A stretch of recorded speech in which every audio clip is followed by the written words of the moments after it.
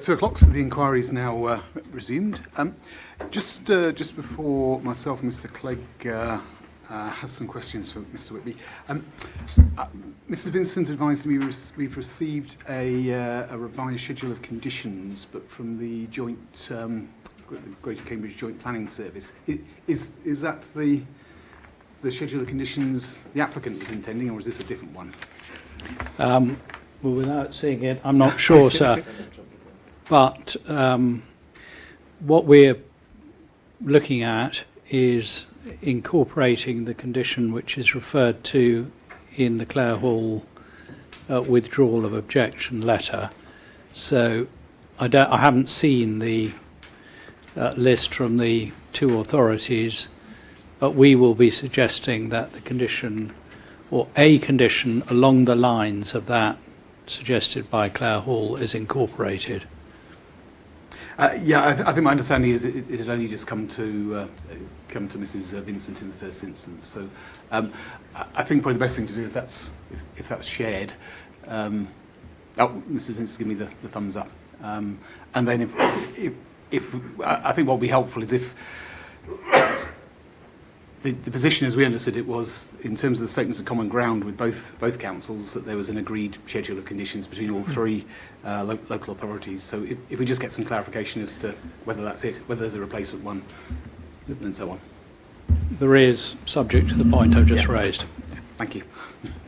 Mr. Cameron, we're just intending to make that one change, the Clare Hall condition, because there have been other references to conditions, I think, during the inquiry. We intend to pick up any of those. And we're reviewing that at the moment, yes. But we appreciate that you and others will want our final draft list by the end of this week, so that it can be considered at the condition session next Thursday.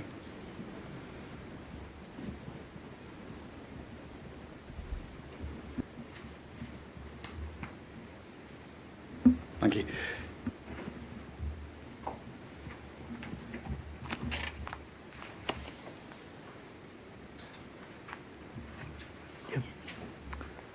Mr. Whitby, there's a couple of things I'd like to ask you about, and I want to start with the last paragraph in your note to the inquiry, which is paragraph 22 on page 6, and it's something I think that you were asked about by Mr. Parker, and I just find it helpful if you could clarify the distinction between proposals that are made for biodiversity net gain and mitigation, with in particular how you ensure that there is no double counting, which I think is what your paragraph 22 is suggesting there shouldn't be.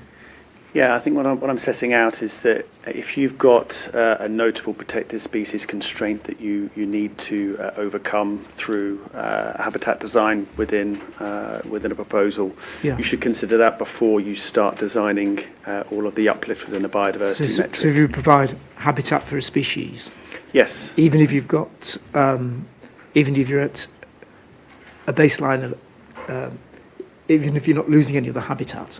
Yes, I think you can't count that towards biodiversity net gain. So it's a bit of a confusing one the way they've set it out. But what it is, if you have habitat requirements to meet the yes, requirements of a EPS license, so within an EPS license for great crested newts, that can include a combination of new pond creation and terrestrial yes, habitat creation, yes, etc., dormice, scrub, and new hedgerows, etc. If you require those habitats to meet the obligations of an EPS license, that can't be used to contribute towards your net gain. It can get you to no net loss, but it can't be added on top to create your 10% net gain. Now, as I'm aware, that I don't think there are any EPS license required for this scheme. So is it that specific EPS license required? It is, yes, yeah.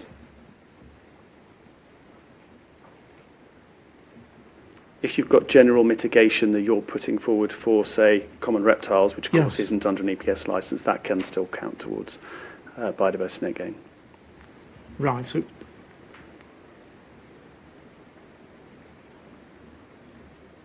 where you just tell me again so I get my note correct. So it's where when you've got species constraint, you can't use that because that would be double counting. Only if it's to meet the needs of an EPS licence.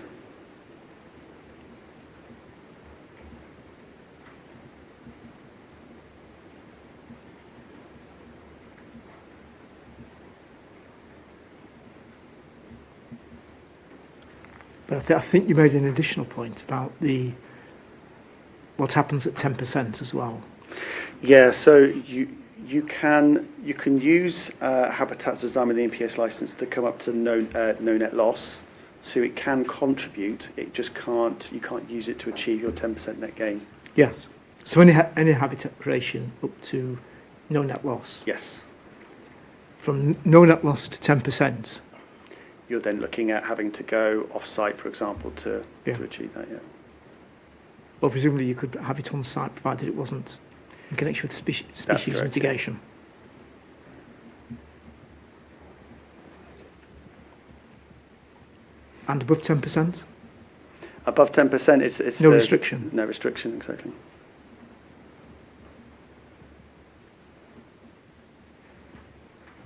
Okay, thanks. Now, there are references in both your note and in Mr. Ellis's proof, which you've adopted, to the likelihood of some off-site provision. I think there's reference to possibility of compensation for coat and orchard, some of that being off-site, and other work off-site. How do you intend to secure that? So there's a number of sites that have been identified by the applicant that it could utilise, and securing sites at this stage is obviously challenging because there's a lot of investment required in order to bring forward a gain site, and no one's going to put all of that investment and time and money into doing so until they know that something is secured. But that said, I think what they have been able to illustrate, there are a number of options available. Lower Valley Farm, I mentioned, has over 1,000 biodiversity units, a mix of habitat and hedgerow units available. But other sites that have been identified, there are watercourse units available at Goose Green. There's traditional orchard habitat units available at West Wickham and Boxworth. And of course, there's the biodiversity register, which holds sites across not just Cambridgeshire, but the rest of the UK. Area. The whole of England, yes. Yeah. But are any sites at all, are arrangements in hand to associate any sites anywhere in connection with the off-site mitigation that might be needed? In terms of legal agreements? Yes. In terms of anything that ties it up. I'm not aware of the legal workings that are going on behind. I'm not aware of any legal agreements. So you're relying on the likelihood that there would be sites available that could be used for off-site compensation? So I think what we've identified is the availability of units that can be purchased, and then subject to this consent, obviously a legal agreement can come forward.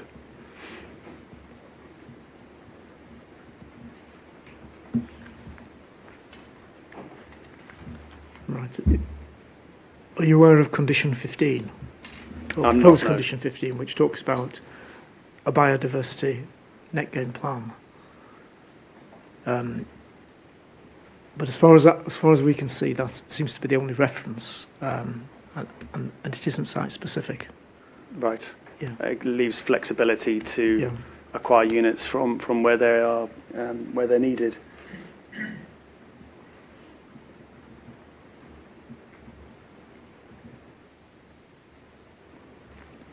Do you know whether any consideration has been given to pursuing any sites, for example, in Lower Valley? From what I understand, Lower Valley Farm and some of the other sites they've looked at, there is a working relationship between GCP and the landowners, or indeed they've also looked at land under their own control. So there is land owned by the authority that they can utilise for biodiversity net gain, which is obviously, I think, the Goose Green site obviously being an example.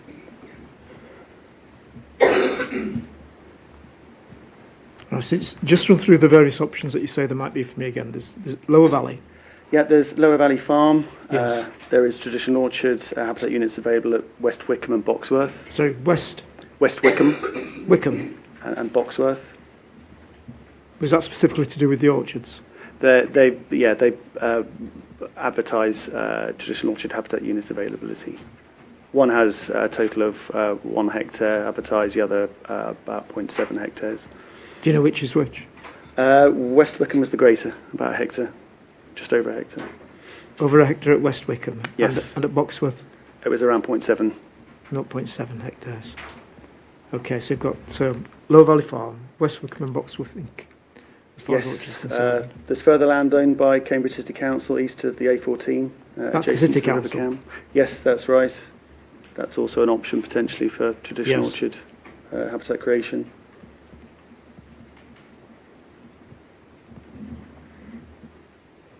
And beyond that, was it the register? That one isn't on the register, no. But That's, you referred to the register Oh, as, yes. as being a possible option. You Yes, had of to course. widen your area of search. yeah, you can punch into the register the habitat units, the type of units that you're looking for. Yeah. Identify sites. Just give me the full title of the register. The biodiversity gain site register. Whoosh, that's a good question. I've got it up here somewhere.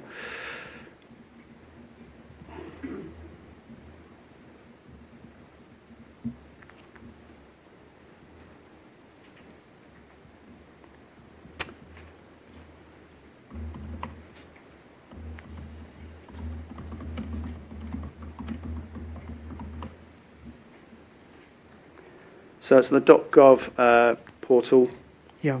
and it's the biodiversity gain sites register run through DEFRA. Okay. And in terms of watercourse units, I think it's essentially the same approach, isn't it? There's nothing fixed, but there are options, and I think we were taken to a report which identified a number of possible options. That's right. And you referred to one area in particular. Yes, a couple. So the site at Goose Green, which I have been able to visit, and another site has been mentioned is Cherry Hinton Brook, where there's a chalk stream. Yes. Current baseline is 17.14 units, and it's in poor condition. So there's options being looked at to enhance that chalk stream, funded for by this scheme. Right. So in the case of the watercourse units, is it the 3 options in the report, and then you'd be on the biodiversity gain site register? That's correct. And again, is it the position? Nothing formally tied up.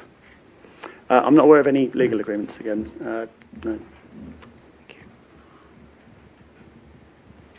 Thank you, Mr. Whitby. Thank you.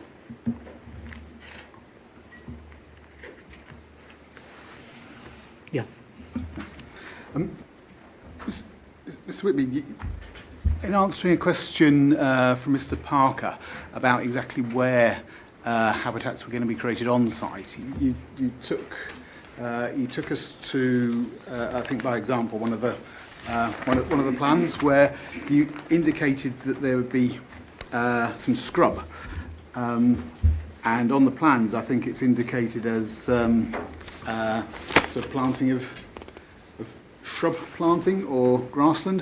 How does that, what's shown on here as shrubs, equal replacement or new scrub? So the habitat code identified on that plan, which is immediately east and west of Basin 7, look at the key is identified as shrub planting. Shrub and scrub is a bit of a interchangeable description, but within the biodiversity metric, the proposed habitats are mapped out as mixed scrub habitat, a total area of about 2.2 hectares, and I've identified that to correlate with this area, this location. I mean, on the plan, it's down as landscape design, so shrub planting could conceivably cover a wide range of shrub planting.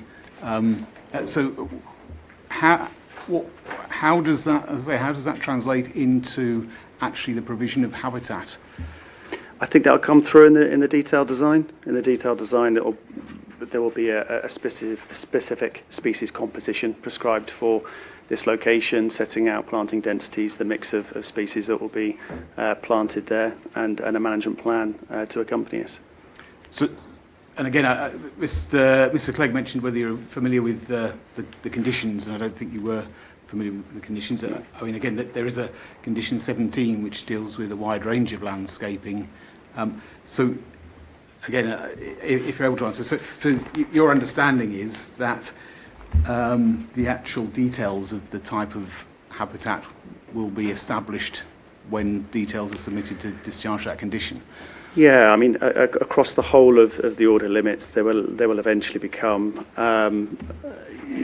detailed planting plans. Habitat creation and management plan may be brought forward, specifying each woodland, each scrub habitat, hedgerow, grassland parcel, and a management plan set out for each habitat parcel individually. So you said your expectation would be a management plan for each habitat parcel, did you say? Yes, that's right. And when you say habitat parcel, do you mean a geographical designated area or a type of habitat across the whole scheme? Well, within the biodiversity metric, you'll have different targeted conditions for each habitat that will require a different management approach. So, in addition to something along the lines of a habitat creation management plan or a landscape and ecological management plan, there'll also be what's called a HMMP, which is a habitat management and monitoring plan. That's a document that's produced to support what you're setting out in your biodiversity metric, and that's again details all of the management requirements, ongoing monitoring requirements to ensure that a targeted habitat condition is met. And again, just in case I've misunderstood, when you're talking about the sort of the biodiversity metric, that includes habitat that's being provided as compensatory habitat as well as actually net gain, is it? That's right. I mean, if we're talking about compensatory habitat, yes, compensatory habitat for impacts to some of the wildlife sites we've identified. There's no issue in terms of counting compensation for habitat units, whether they're county wildlife sites or not, in terms of meeting your net gain or indeed your 10% requirement. Like I said, it only applies to EPS licensing. But just going back to my question about the habitat management and monitoring plan for each parcel, is that a geographical parcel? So, or yeah, within the metric, you'll have specifically other neutral grassland targeting a specific condition, and you'll have a polygon that it's associated with. So for example, looking at this plan, you drew our attention to this area of shrub planting. Yes.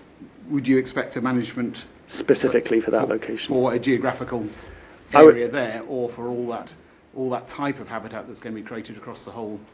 Well, both. Effectively, you'll have, because of factors like topography and other factors sort of surrounding each habitat, you might have different requirements. Access can be an issue in some places compared to others. So you'll have management targets for habitats as a whole, whether it's woodland, scrub or grassland, but then you'll have specific refined management requirements for each individual parcel as well, potentially as well. Mr. Whitby, from the material that's in front of us at the moment, how do we know what areas of planting that are shown have been taken into account in terms of habitat provision? For the metric? Everything, as I understand it, shown within the order limits here are transposed into the WSP's biodiversity metric. So every bit of landscaping on here is being put forward as part of either habitat creation in terms of mitigation, compensation, or additional provision. That's correct, and I think it's all going to be subject to, again, detailed design and some degree of refinement. It's not entirely fixed. It can evolve. It could be improved, perhaps, but that will be set out within a new metric, which of course is required with the detailed design. So just so I'm clear on that. So from your understanding, none of the landscaping proposed on here is purely for just aesthetic purposes. I'm not suggesting that it might not also have a purpose in terms of providing some sort of screening or other functions, but there's nothing here that doesn't provide some sort of habitat or ecological purpose. Is that just so I'm clear? Yeah. Every habitat can perform a few different functions. It can provide value in terms of biodiversity net gain. It can provide value in terms of barbed-tailed bat foraging habitat, and it can be aesthetic, of course. But yes, my understanding is everything that's been designed here has taken all of those factors into consideration together. They'll have been melded together and come out with this landscape plan.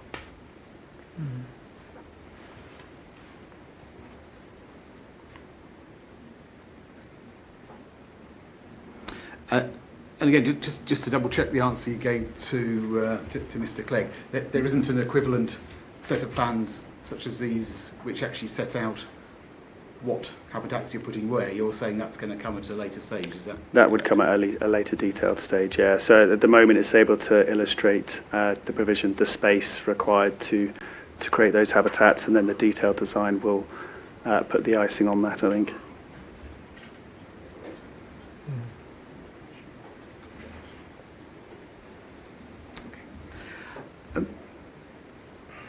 And just in terms of a more detailed thing, reference has been made to hedgerows, which are a sort of can be a priority habitat, as I understand it. And I think there's a number of places where the route would interrupt, sever, bisect existing hedgerows of a variety of different for want of a better word, sort of quality. The proposals, as I note, would propose either replanting or reinforcing hedgerows within the site. Given what was said about sort of things that happen off-site in terms of the value in terms of proximity, and also some comments that were made about the effects of sort of severance, etc. Was it ever looked at, and I realise that you're speaking to somebody else's evidence here, to actually carry out off-site works on those hedgerows which would be outside of the order limits, but immediately adjacent, where their condition, where in terms of whether whether there's gaps. I think that's one of the things that Mr. Ellis has mentioned, that the condition that there's gaps or the lack of a variety of species. Are you aware whether that was considered as an off-site either gain or mitigation, accepting the fact that obviously at the point where it reaches the carriageway of the emergency access and the busway, that there would be a gap? Everything in the current metric only focuses on everything within the order limits. I know that much. I think there will be opportunities to enhance hedgerows that run adjacent to the scheme, subject obviously to consent and agreement with landowners. So you could, of course, improve hedgerows directly adjacent to the scheme. There's also the possibility I mentioned earlier of some degree of hedgerow translocation and designing more hedgerow habitat within the scheme itself at detailed design. That provides obviously the opportunity of retaining some of that existing hedgerow value by coppeting and translocating the root balls of those hedges and applying them to perhaps the boundary of the order limits. And just so I'm clear that you've identified those as it's something that could be done, but you're not saying that there's any proposal to do it. It could be done, and like I said, I think once there's certainty that the scheme's going ahead, people might have more energy and enthusiasm behind entertaining the idea of jumping on board and receiving some funding towards doing it. But without there being any certainty, people aren't always as engaging because they know that the money isn't fixed.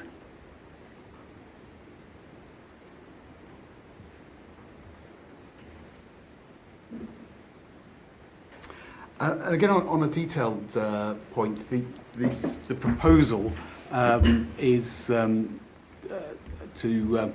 translocate some trees from Coton Orchard, and one of the options is, or I think the preferred option if they can't be translocated on site, is to look at Rectory Farm. The land at Rectory Farm, which is also where there's going to be some compensatory open space, what is the sort of what is the habitat and ecological aims for that area at Rectory Farm? So again, sort of obviously on the plans, I can see some indicative landscaping proposals, but I don't. Is there anything in detail that says this is what our ecological objectives are in terms of the habitat that's going to be created at this particular geographical location? Not that I'm aware of. I think that, again, will evolve a bit further with the detailed scheme.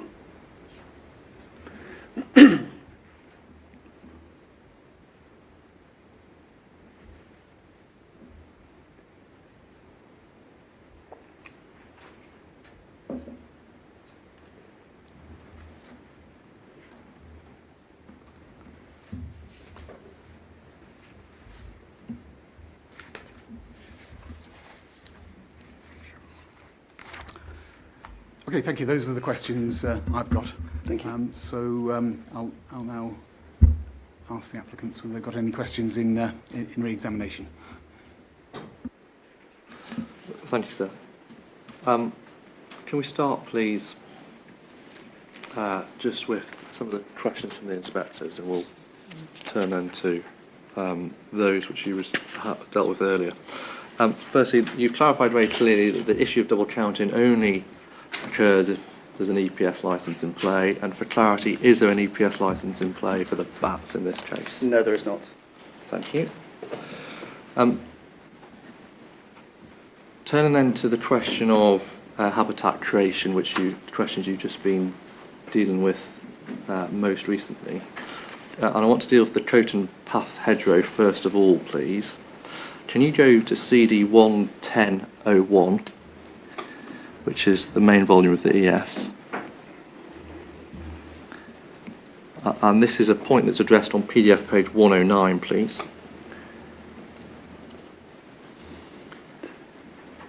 And on PDF page 109, you'll see paragraph 8.3.8. Can you just read that to yourself? Sorry, one sec. 11001 technical report. No, CD Oh, 11001, the ES main report. It should be the first entry in 11001, ES main report. Got you. Sorry, that's something in the way of my index there. And then within that, PDF 109. I'm going through the website on this one. Have you got a page number? Sorry. Internal page 101. 101. And remind yourself, please, what's said at paragraph 8.3.8 on the issue of the hedgerow and habitat creation. Just read it in your head.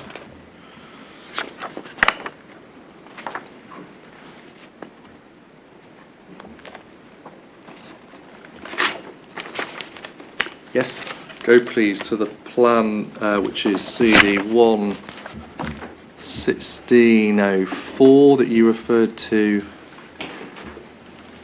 in your earlier answers, and you on this point you were dealing with sheet 16.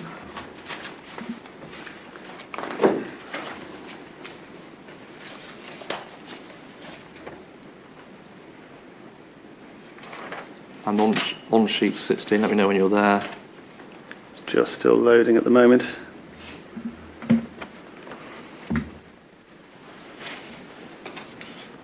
I have sheet 16.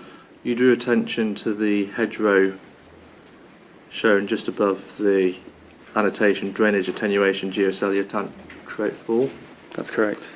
And can you clarify the hedgerow that you identified, is that the same or a different hedgerow to that which is described in paragraph 8.3.8 as lying to the south? That's the same, correct.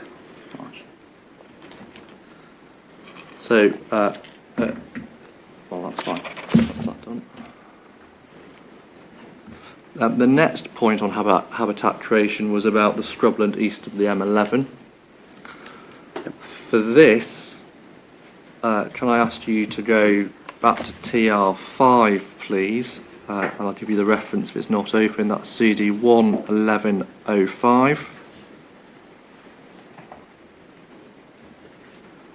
Have you got that document? Oh, hang on. I've got the aquatic up. 1 second.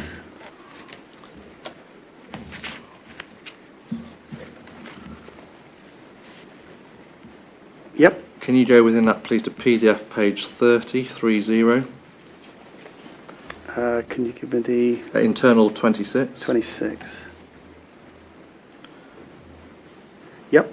And do you see paragraph 5.3.12 under the subheading evaluation? Yes. It's So it explains the following types and areas within the scheme construction boundary are considered important ecological features within this assessment. This is due to their status as habitats of principal importance under Section 41 of the NERC Act, or because they meet the CWS selection criteria. The location of these habitat areas is presented in Figure 5.3 Appendix A, and then we get a list of 4 different bullet points. Do you see that? Yes. Go please now through to Figure 5.3, which you'll find it's PDF page 107, and for you, Mr. Whitby, you'll have to scroll through, I'm afraid. It's Appendix A, and then within Appendix A, you're looking for Figure 5.3.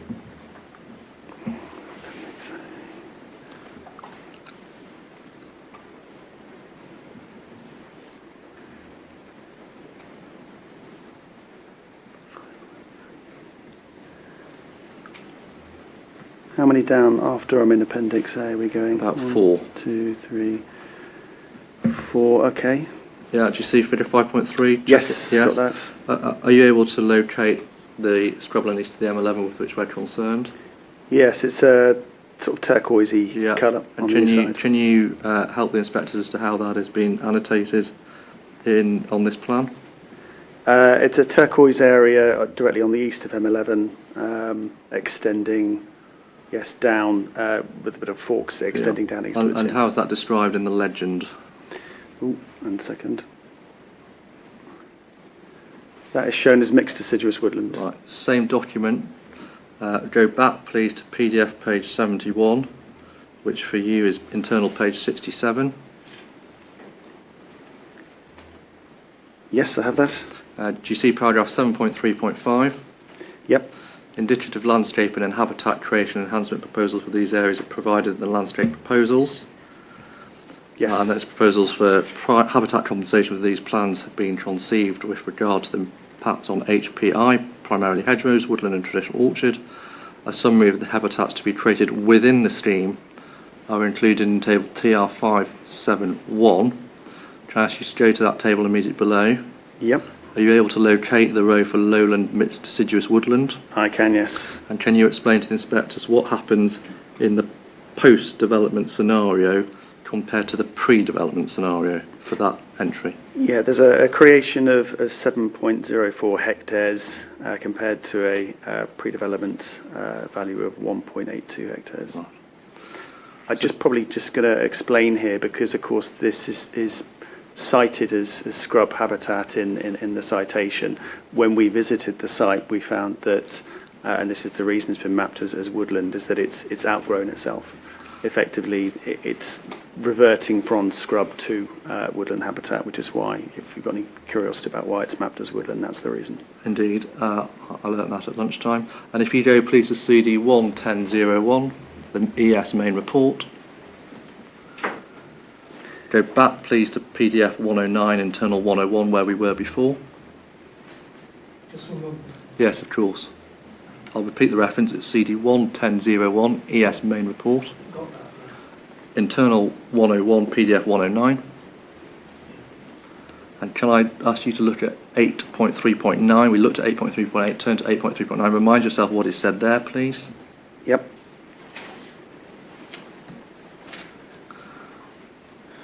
Having regard to 8.3.9, to what extent is the compensation planting for scrubland east of the M11 explained in that paragraph?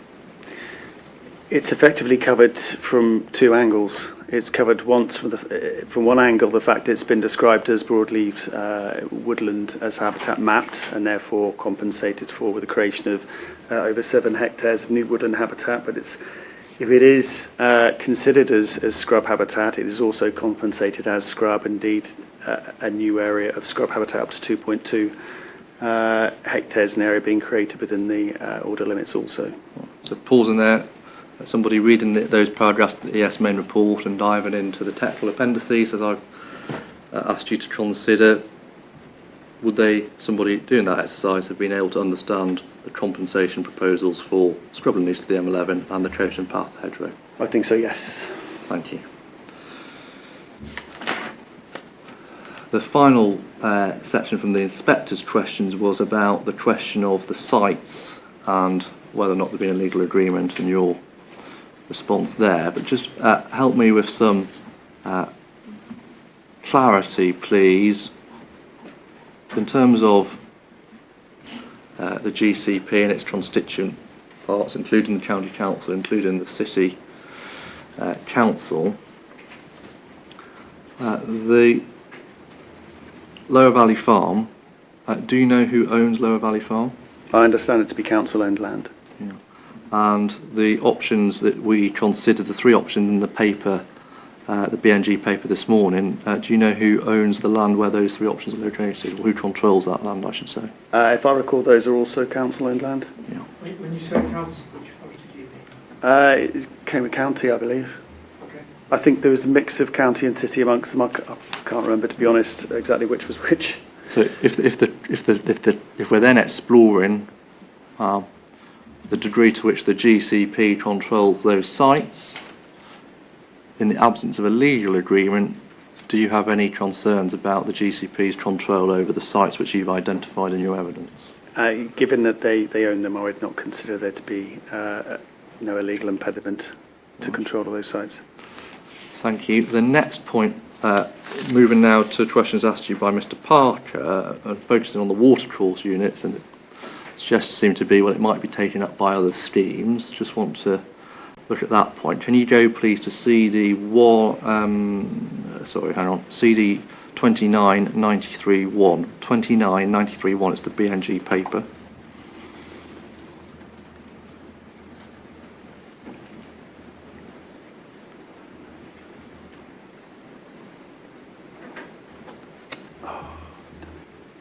So take your time. Take your time. I know the internet's probably failed you. Right, got it. Can you go to internal or PDF page 4, paragraph 4.7? Yep. Remind yourself about Lower Valley Farm and what is said there, please.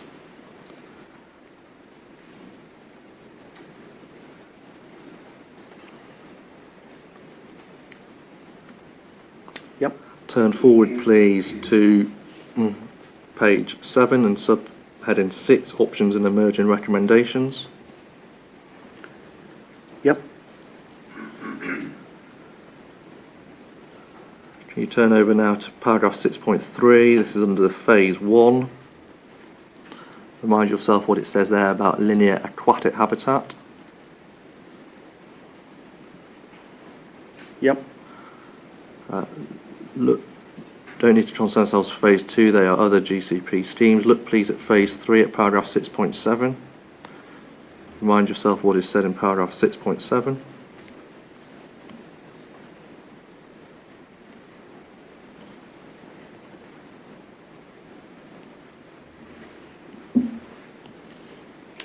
Yep. Having regard to what is said there, would this GCP scheme be competing with other non-GCP schemes in the first instance for the habitat units or the hedgerow units or any other watercourse units on the relevant sites? Well, I believe it has control of these sites and can therefore secure them, isolate those that the units required for this scheme. Yeah.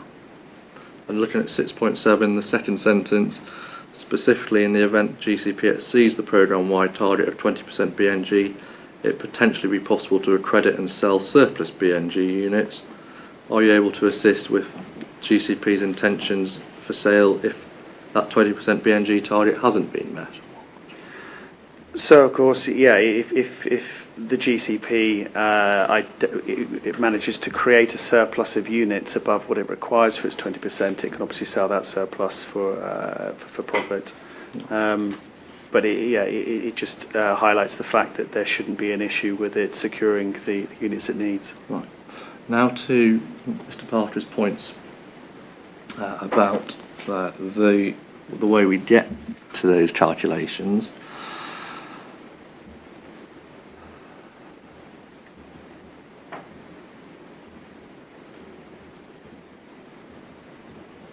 CD, well, your note actually, which is CD 29.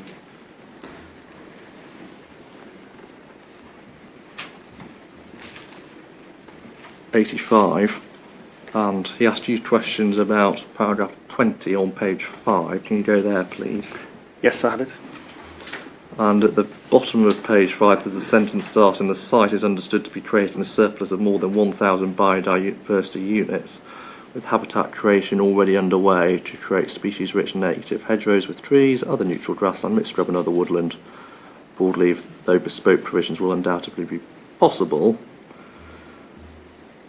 He started to ask you a series of questions about the figure 1,000, but before we get to how you calculate that, biodiversity units, what sort of units does the phrase biodiversity units include? That can mean habitat units, hedgerow units, or indeed watercourse units. Right. The question was put to you on the basis that if it's 6.5 habitat units per hectare and a site area is 140 hectares, we can do the maths. 6.5 by 140 gets us through to 910. The point seemed to be made, well, that's 910, not 1,000. Just help me, is that discrepancy between the figure 910 and 1,000 biodiversity units a concern to you? No, it's not. Looking at Lower Valley Farm, it comprises very large open fields which can be broken down by the creation of new hedgerow habitat to create a significant uplift in hedgerow units. So it's undoubtedly the combination of habitat and hedgerow units together that gets you over the 1,000 figure.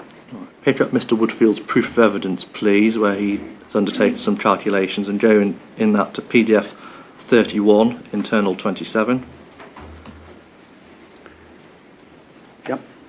Do you see paragraph 5.3.4 in the middle of that page? Yes. He makes reference to the issue of trees. Yep. And then he refers in that appendices DW8 and DW9 show the effect respectively of correction of the applicant's BNG tree loss inputs and the correction of both tree loss and habitat mapping for the Coton Orchard part of the order limit. So the 2 points, how many trees have we counted or not counted in his view on Coton Orchard. Together, he says, these corrections more than double the negative impact score of this part of the GCP scheme, with minus 20.06 habitat units to minus 51.71 habitat units.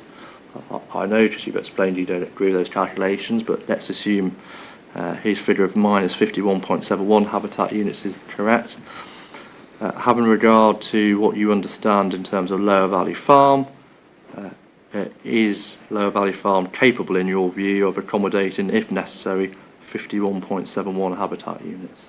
If we were to assume that there was a requirement to purchase 51.71 habitat units, that could easily be accommodated within Lower Valley Farm.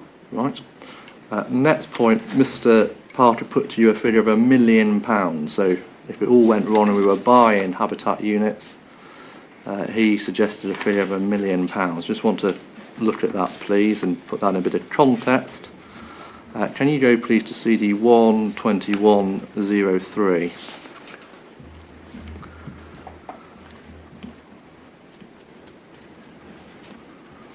When you open it up, you'll see it's a WSP document, OBC Appendix C, Financial Case Addendum. Do you see that? Oh, hang on, sorry, I'm in the wrong section. 12103. Correct. 1-21.03.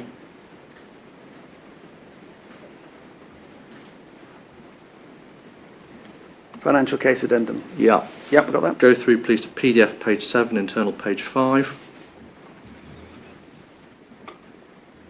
Yep. See the subheading scheme costs? Yes. Do you see the table to 3.1 at the bottom of that page? Yes, I have that. Updated preferred option scheme cost millions. Yes, I have that. Are you able to help the inspectors? What is the risk contingency that's been included within this table? The risk contingency comes to £37.941 million. Yeah. So if the figure of £1 million additional, let's assume it's all additional, worst case scenario, that needs to be accounted for. Would the risk contingency be sufficient? It would, yes, absolutely. Thank you very much. They're all my questions for Mr. Whippy. Thank you, Mr. Whitfield. Thank you.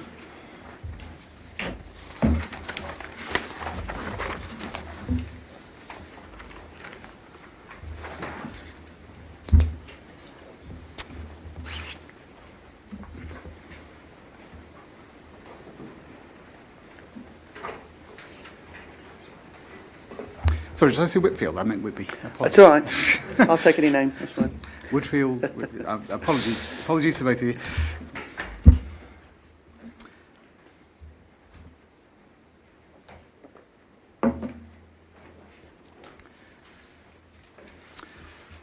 And if, can I ask the applicant to call on Mr. Franklin, please? Call Mr. Franklin.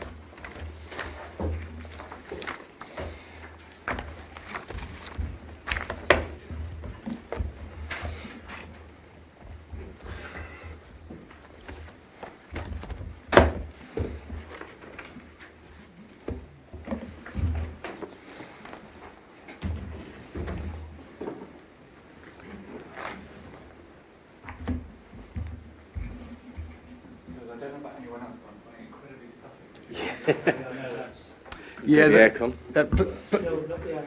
It's too noisy. Oh, is it? There's an open door, I think. Yeah. It is one of the problems of this room that it's it's almost 27 degrees at this end of the room.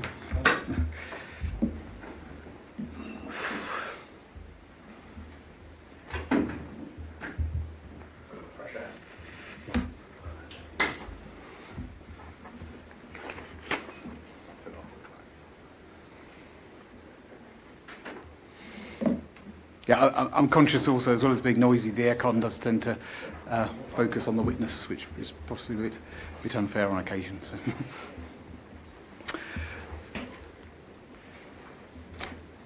Okay, Mr. Cameron, I don't know if it's yourself or Mr. Henderson. It's going to be me, sir. So, Mr. Franklin, if we can start off by just introducing you to the inquiry. Are you James Franklin? Yes. And your qualifications and experience are set out in your proof of evidence, section 1, page 3. You are a member of the Royal Institution of Chartered Surveyors and a member of the Compulsory Purchase Association, and you are a senior director in the Compulsory Purchase team at CBRE. Is all that correct? That's all correct. Yeah. And you set out your experience, and you currently lead the CBRE team on multiple Greater Cambridge partnership projects, including this scheme and other schemes, Water Beach to Cambridge, the active travel paths, and so on. That's great. Now, I'm going to ask you a number of questions, and the headings, just so everybody has advance warning, are these. We're going to start off with state of negotiations and acquisitions, an update. And then when we have dealt with that, we're going to look at some continuing objections, in particular those from Mr. and Mrs. Sadler, and CPPF, and Houston, Crest, Coat and Orchard.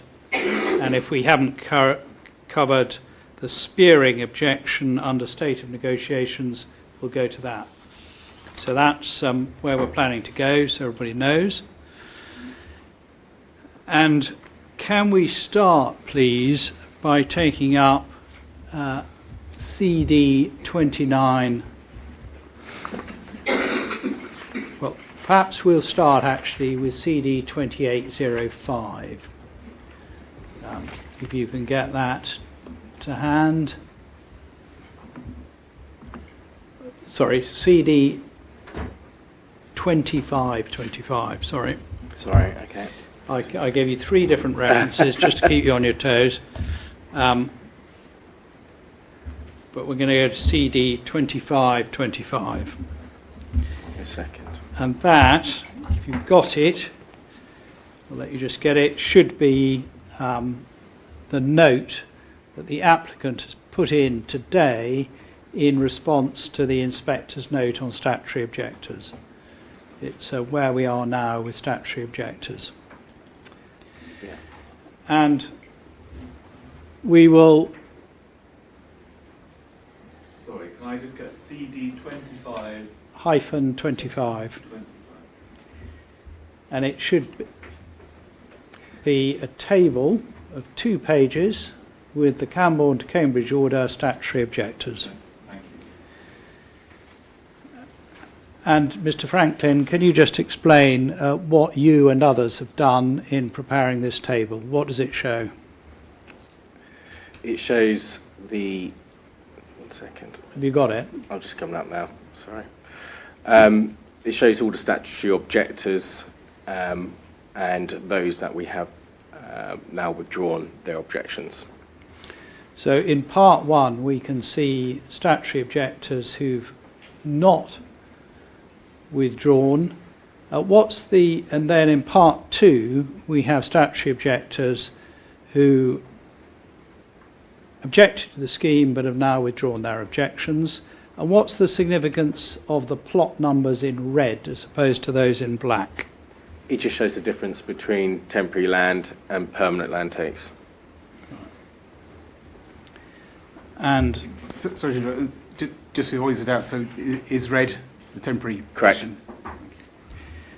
And so if you look at the, I know you've only just seen it, but at the bottom of the table, there's a key which says black permanent and red temporary, but you've only just seen it, so... So that we'll just note for now. And if we can, please, can we go to CD 2920, which is your negotiation status update table. Correct. And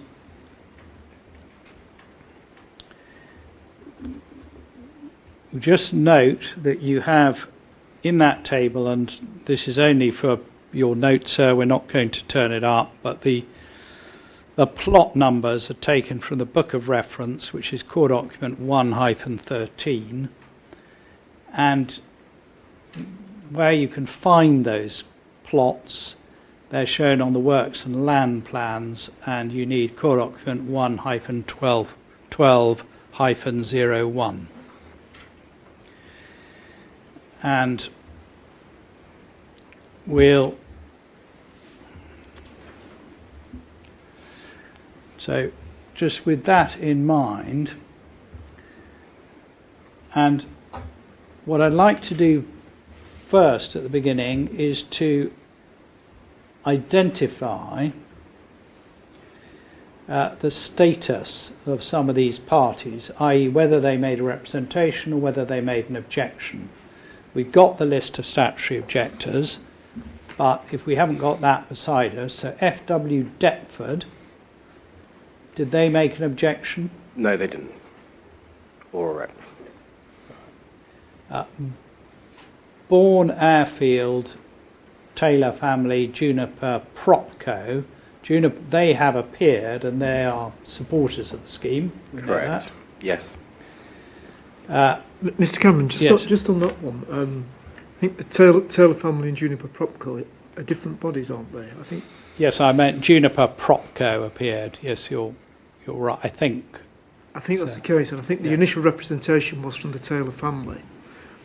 Yes. So And I was a bit surprised to find them included in the updated list of statutory objections, because although they've been classified as such, I think, by the department, I didn't read their documents as an objection. I think they refer to themselves as a holding representation whilst discussions go on. Okay. I don't know what your view is, Mr. Franklin. No, they obviously had a representation, and they were in support. That's right. Of the Yes. scheme. It was just obviously a note of all the statutory interests that they had, Yes. and Taylor's obviously had that statutory interest over the land. Yeah. I think the reason it's in there, they were classified under the list as an objector. But Yes, in that's any right. event, Mr. Franklin, I can ask you this: do they come within Part 2? Those who have withdrawn their objection. They're in Part 2. So, whatever their status was initially, are they an objector now? No.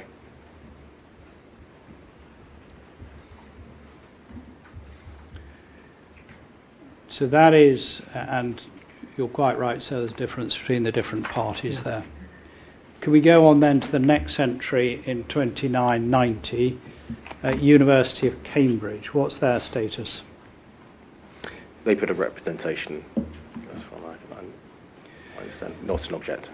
Right. We then come on to the Rugby Union Football Club. What was their status? They're an objector. And we note that the objection has been withdrawn, and you've given us the reference, core document 2804. Correct. Correct. Clare Hall. They were also an objector. Yep, and objection withdrawn. St John's College, Yes. what's their position? They put a representation in, not an objector. And what is the position? It says their matter has progressed to solicitors to document agreement. What's the state of negotiations with them? Negotiations are complete. It's just going through the process of finalising the agreement, the option agreement. Next entry on the list, Chivers Farms Hardington LLP. Position with them? Both Chivers and the one below is Bedlam Farming. We should probably think of them together to some degree, but they were an objector. And what's their position now? Objection is now withdrawn. So we deal with both of those together. We then go on to Jesus College. We are currently in the process of finalising the terms of that agreement, but we are getting much closer. It is currently with the solicitors. And were they an objector? They were not an objector, nor a rep. Taylor Wimpey? They were not an objector. And state of negotiations? Terms are still being finalised, but it's currently with the solicitors. It's a few final points in that agreement, but it should be going through. Yeah. National Highways? National Highways, we have agreed terms, but the document is still being dealt with. They were a representative. When they submitted, not an objector. And we see in your note that you say terms agreed in legal hands. Please see schedule below for further information. So if we turn down to page 6, do we see a schedule which is headed National Highways? We do. And what is the position with them? What is where have negotiations got to without revealing anything which is without prejudice? We've got to our final form of negotiation. As you can imagine, there's a number of different plots within the National Highways ownership. Some of them had where they're effectively operational and non-operational, and they had varying degrees of operational at that point, so we had to go through each plot. And if you look at the categorisation that I've applied, you'll see there the different areas of how we've categorised the final plots and how we're going to enter into a form of agreement with those plots.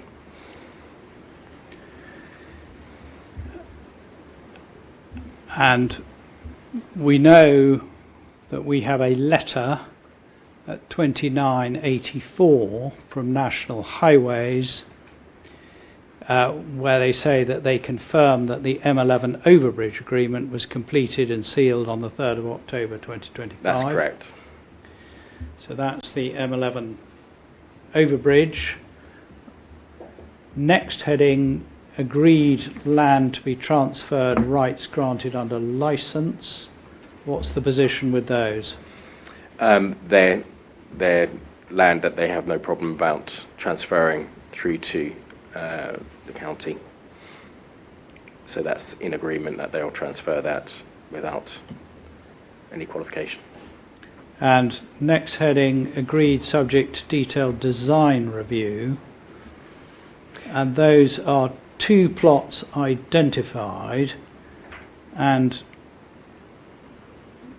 I'm not going to ask you to take up the sheets, we can go to them if necessary, and I'll lead you, but are those plots close to the A428?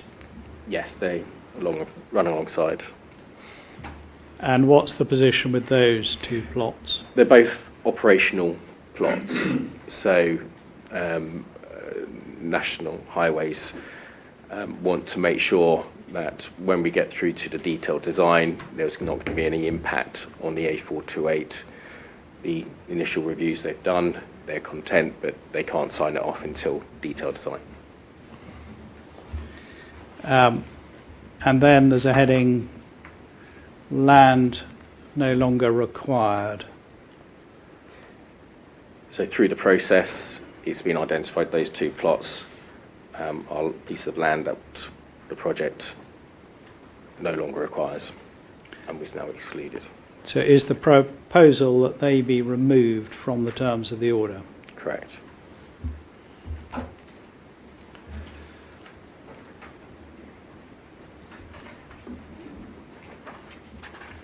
Thank you. And the next heading, unregistered land. What's the position in relation to those? So these are plots of land that were included in the book of reference and noted as being unregistered land, but with a reputed ownership by National Highways. They went through a process internally and identified that these plots are plots that they don't hold paper title to, and therefore is unable to transfer such title to us. However, they have confirmed they will transfer what rights they find in those as and when, but they can't transfer the paper title. Thank you. So that was National Highways. So if we go back to page 4, please.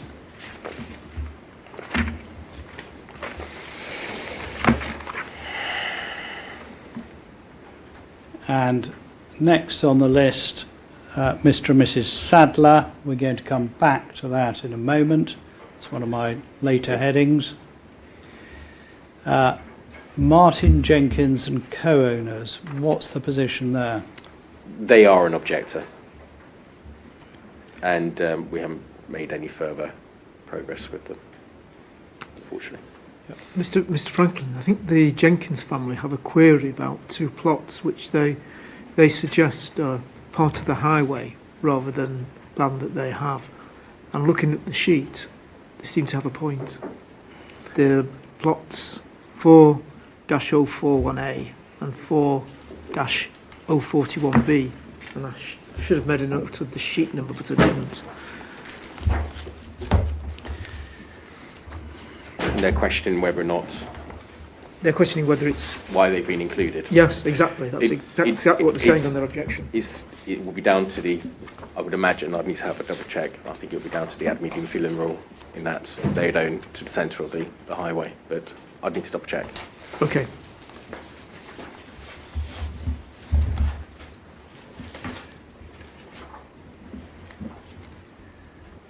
So that's Jenkins, PX Farms Limited. Mr. Peck has appeared on behalf of PX Farms Limited. But what's the position there in respect of negotiations? We haven't made any further progress with PX Farms. They are noted as an objector, though. Next, Nigel John Wallace and Rochelle Winona Wallace. Are they objectors? They're not. And we can see there offer made, engaged and negotiating. Correct. Paragon Land, are they an objector? They're not. And same position with them, offer made, engaged and negotiating. Correct. The Foster's Rectory Farm, are they an objector? No. And same position, offer made, engaged and negotiating. That's correct. We then get on to Houston Crest Properties Limited and Coton Orchard. So you've noted Anna Gaisley, that she's connected with those companies. Objection made and maintained. Is that right? Yeah. Cambridge Past, Present and Future, represented here today. Their status and position?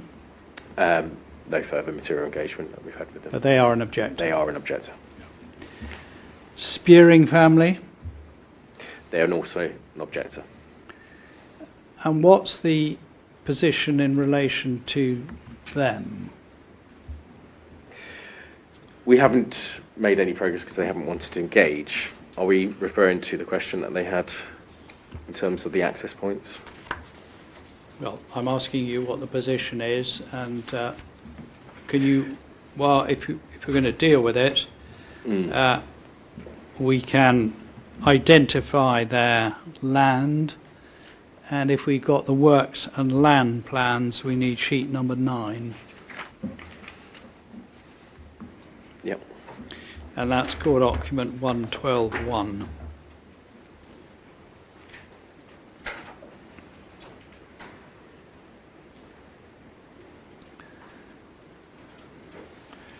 So you raised it now, so let's deal with it.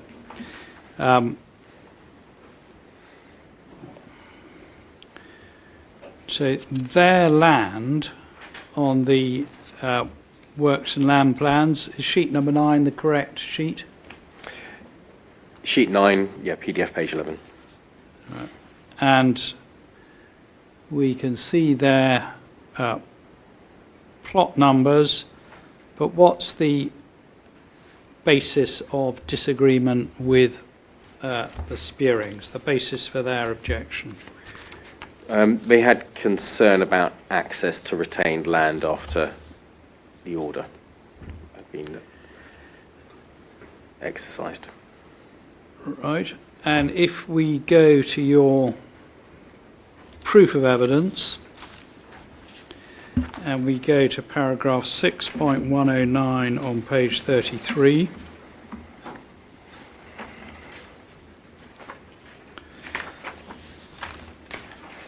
starts on page 31, Spearing family, land requirement set out, and you say 6109, I do not agree with the objector's position that the proposals would leave areas isolated and without access, and that land to the south of the proposed route could no longer be accessed from the A1303. However, I'm prepared to revisit the proposed access arrangements and discuss any specific or additional requirement with the landowner or their representative. And I'd like to ask you about the first part. Why do you say that the proposals will, that you disagree that the proposals will leave the areas isolated? Because we have included access points into those lands.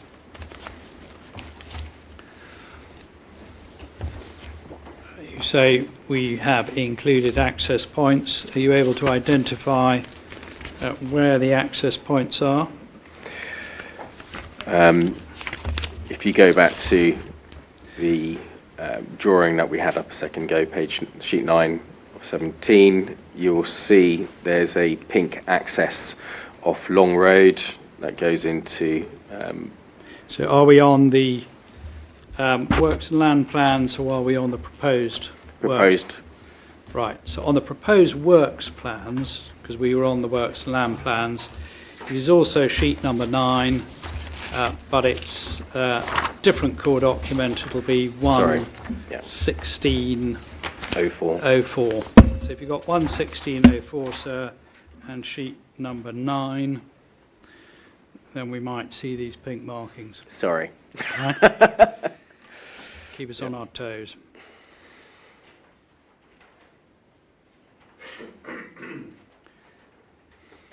So Long Road is to the east, I think, on that sheet. It is. It runs along the edge of the Right. of the plan, and it's the northern pink access. If you look at the red outline just below, that sort of depicts land that's going to be transferred back to the Chivis family. To the north is the Spearing land owned. And you'll see there's 2 accesses off there, one for the Spearing, one that will be maintained for Chivis family. And then the other piece of land that will be severed from the busway, you'll see a pink access off the busway itself, where the intention is that they will be able to carry on accessing that piece of land by way of that. So are we access. going west, We're going west, but not as far as basin 9? just before the basin. You'll see a pink access. And sorry, that's Spearing land as well, is it? It is. It's hard to show without having the land ownerships on it, but if you imagine the red line on the other side of the busway, which is horizontal, will just carry on along there. That's sort of the boundary of the Spearing land. So if we had in front of us, if we can manage it, the works and land plans and the proposed plans, you can see that the Spearing land includes plot 9091, which would be accessed by the route you've just identified, and plot 9094, which would be accessed from Long Road. Correct.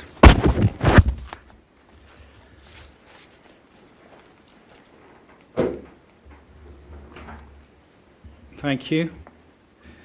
Well, that completes the questions on the schedule, and so we're now going to turn, my next heading is to the position with Mr. and Mrs. Sadler. And we're going to start, please. We're going to have to jump around in the documents a bit. And we're going to start with the appendices to your proof.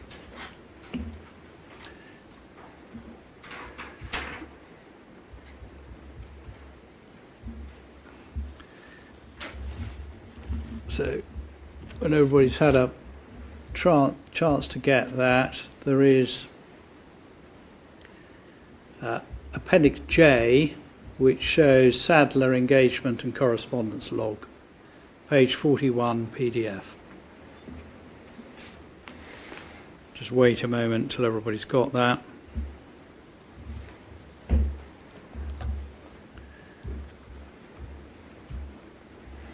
These are the appendices to the main proof. Yes, Correct, sir. yeah.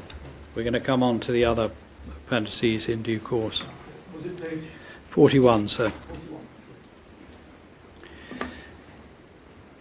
And if we got that, there is an engagement log, and if we go to page 42, it says there 22nd of February 2023, proposed heads of terms and valuation shared. Do you see that entry? Yes. And we also had in your main proof of evidence, so we just hold this in our mind, I don't think we need to turn it up, that you said that at 6:33 a draft set of heads of terms was subsequently issued to Bidwills by CPRE and this wasn't February 23 but May 23. Yeah. And then when we get to the rebuttal,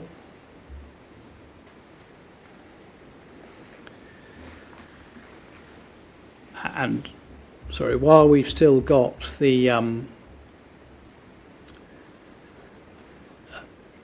your Appendix J to hand, there is a entry also for the 7th of September 23, which refers to a change in representation. Mm. We then... Did you say there was a document issued in May? No, sir, I said that Mr. Franklin says in his proof of evidence that a document was issued then. We're going to just about to come on to whether it in fact was. Yeah. That's what we're dealing with, sir. Very acute, but I was very careful to say what Mr. Franklin had said in his evidence. And we're going to try and deal with this compendiously and I hope fairly. So go back to page 42 of your appendices. And there's an entry also for the 7th of September 2023, which refers to a change of representation. Correct. We then take up 218 of your rebuttal.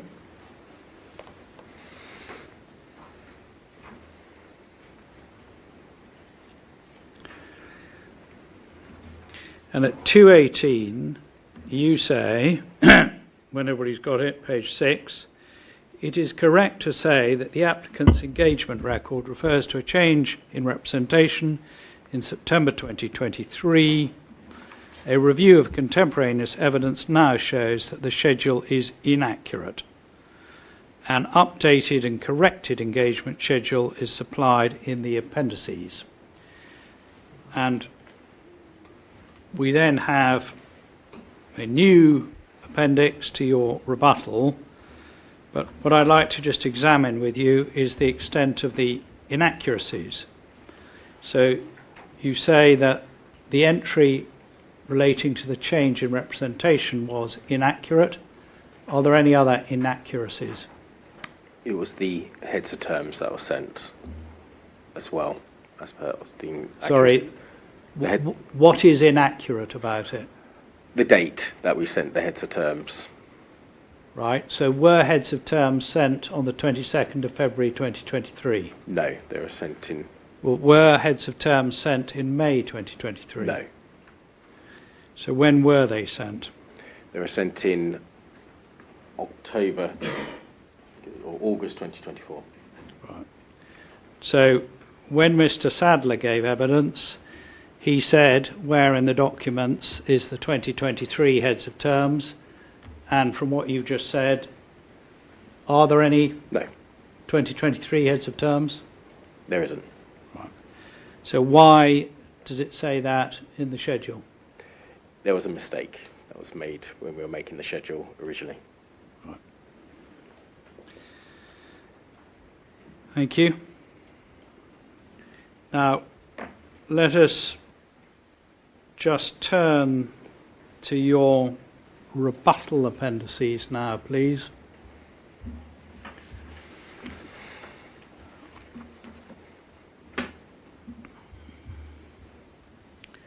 And you've got an engagement log which begins at page 5. Correct. And is this engagement log accurate or inaccurate? It's accurate.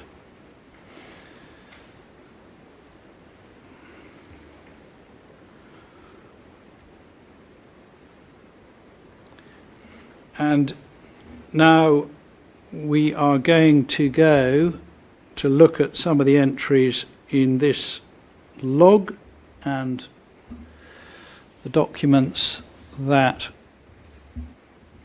lie behind them. Yep. And I'd like to start, please, with page 361 in this bundle, please.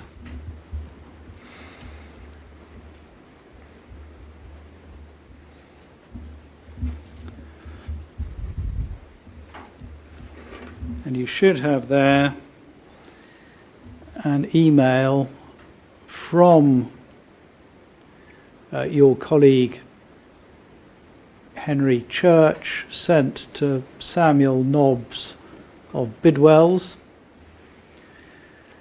and that's the 5th of May 2023. Do you have that? I do. It was suggested by Mr. Sadler at one point that discussions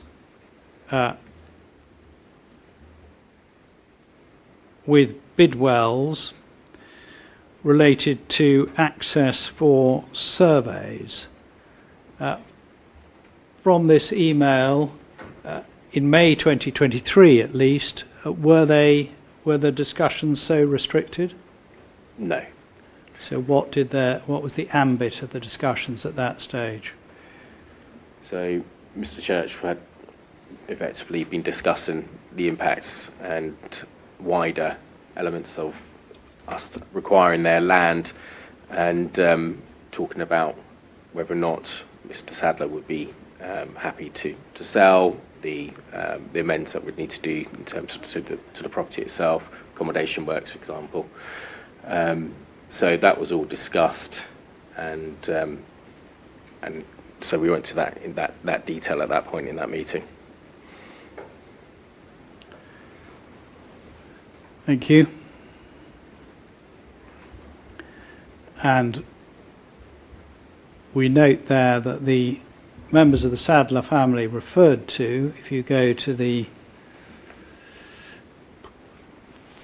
4th bullet point, Mr. Sadler Senior is less enthusiastic about the scheme, whereas his son Stuart is perhaps more pragmatic about it. But this is Mr. Church expressing his view, His views. and not a record of those individuals expressing their views. No. The following bullet is interesting in that they did talk about a private treaty agreement. Right. So the next document I'd like to have a look at in this bundle is at page 346.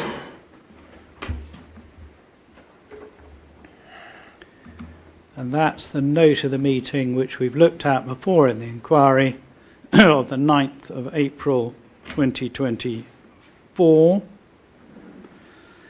And if we look at the top, the file note uses the name David and then Wendy Sadler. Is that accurate? It should have been John. Sorry. And by sorry, are you expressing an apology to the Sadler family? Indeed.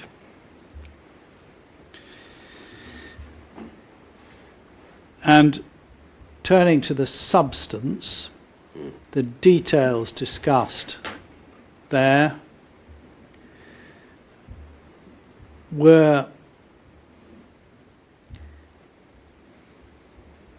what was the ambit of the discussions at that meeting?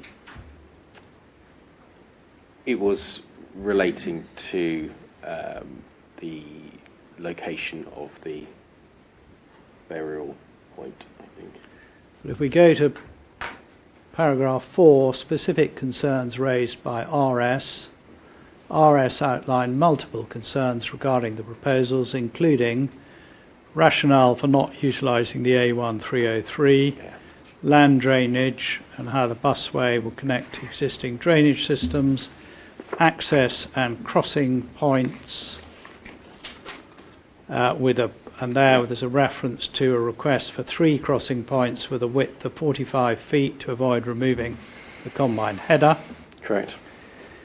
fencing boundaries and barriers.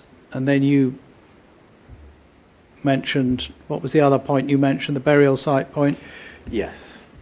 And if we go to page 348, do we see that? Yeah.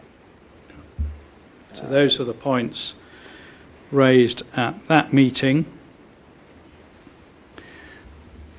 And then if we go to page 350, we have a file note meeting 26th of July 2024.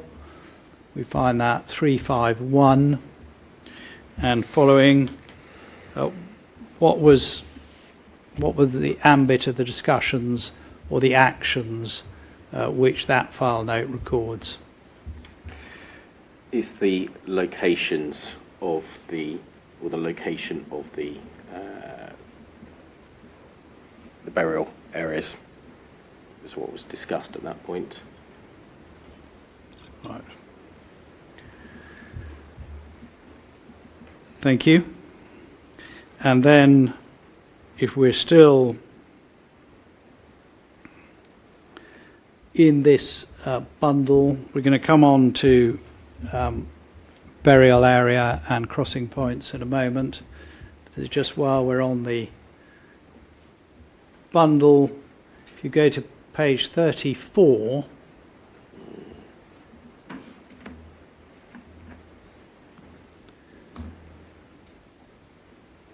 and we see there an email from your colleague Brendan O'Connor to Rob Sadler.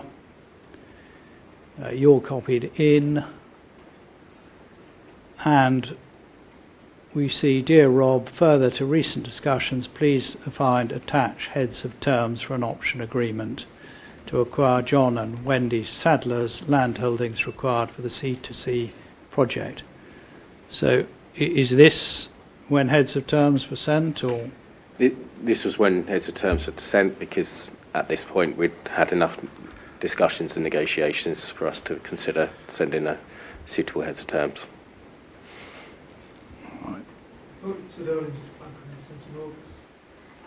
Sorry, when I was looking, it was October. I thought it said October at the beginning.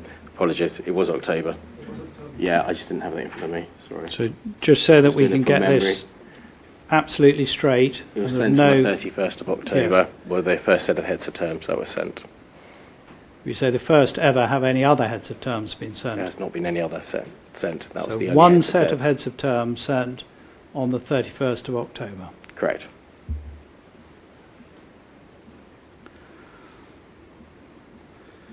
And so we have that sent 31st of October. We're now going to have and then if you go to page 39 in those rebuttal appendices, please.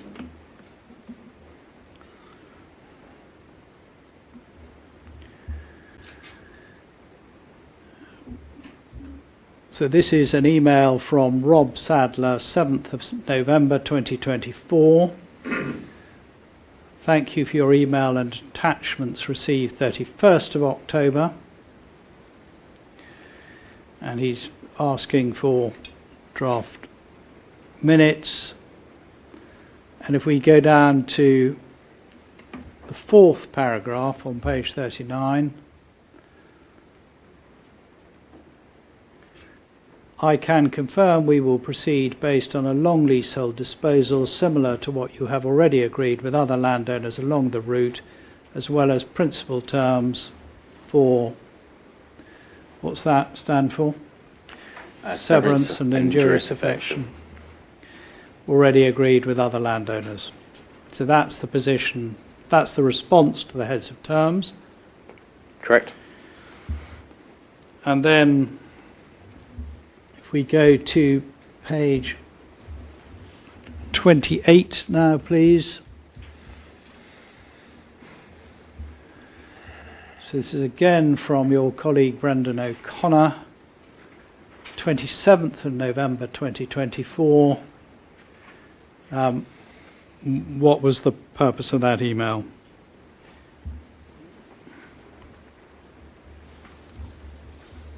Used to arrange a further meeting.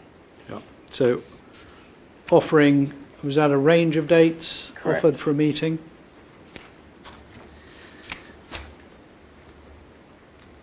And you then say, if we go back to your proof, 660 on page 28,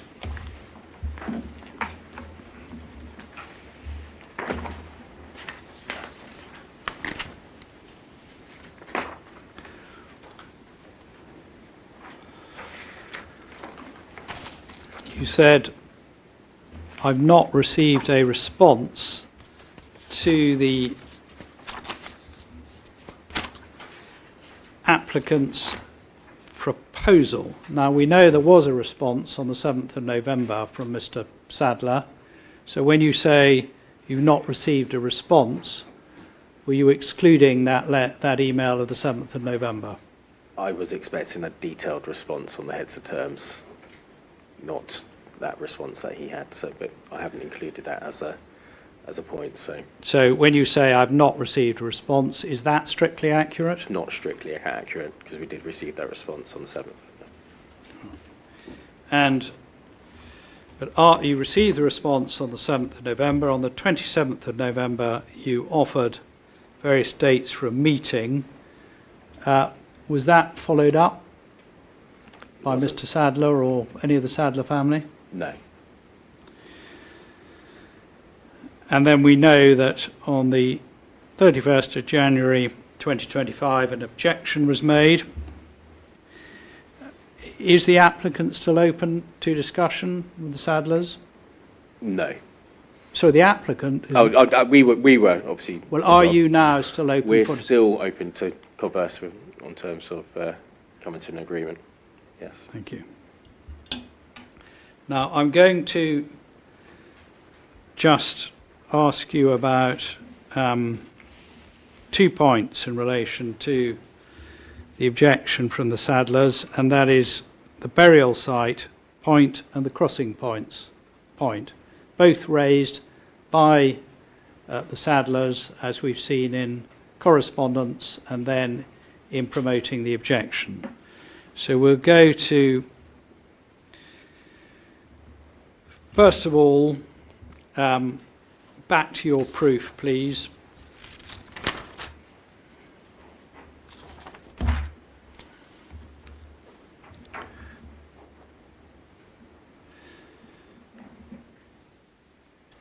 And you say at 653 of your proof, page 27,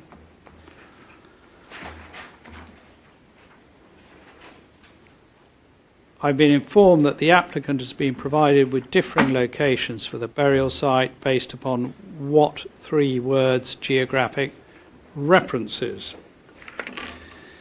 And your footnote explains what 3 words is. And so let's just have a look at how this information was provided. So can we go to your appendices, please?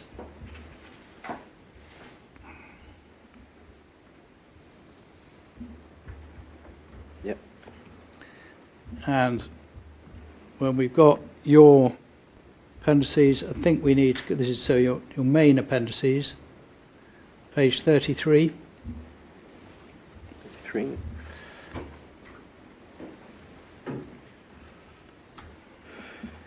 And so this is, well, you can tell me what this is. It's got a date at the top, venue Woodfield House, 2 hours. What is this? This is a note from the Sadler family, and in it confirms the location using what 3 words of the location of the burial area. So if we As go well. to the bottom of page 33, do we find the what 3 words address? You do. Yes. So that's one. And then if you also in that document go to page 37, well, if we start on 35, so it's an email from Rod Sadler to your colleague Henry Church. We're now 14th of May 2024. And if we go in that document to page 36, we've got a heading family burial site. Yes. Do you have that? Yep. And Mr. Sadler refers to where the ashes and final resting place of the Sadlers, that's John and Wendy Sadlers. So it says the landowner John Sadler's parents are buried, not scattered. And then, as requested, the what three words location, and then a what three words location is given, and Mr. Sadler says it's being provided as a guide. That is correct. And what was your approach and the applicant's approach once they knew about the location of the burial site? It's to avoid, we didn't want to pass over or through their burial area. And we then, if we go to what you actually did with that information, can we go back to your rebuttal appendices and go to page 84, please? Another colleague of yours writing, Will Gullett, writing to Mr. Sadler, so we're now at July 2024. And we see a paragraph, it's a fourth paragraph if you count the thank you, which, anyway, the one that begins, we suggest the best approach would be to visit the site to get an agreed accurate location for the burial site. That was it. So that was proposed. And if we then go back to your proof, so we'd be jumping around in documents, page 27, 655,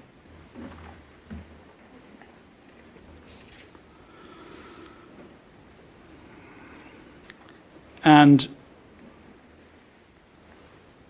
we then have follow-up meeting was arranged 26th of July 2024, where Geomatic consultants Milestone were appointed to attend the site to record a precise location of the burial site using a GPS-enabled surveying device. Yes. And who arranged that? We did. And then, if we go back to your appendices and go to, so this isn't your main appendices, not your rebuttal appendices, page 40. We've got an aerial photograph, and we can see you've identified the what three words references. Then I'm going to ask you about the other marking in a moment. Does the scheme avoid the site shown by the what three words references or not? It does.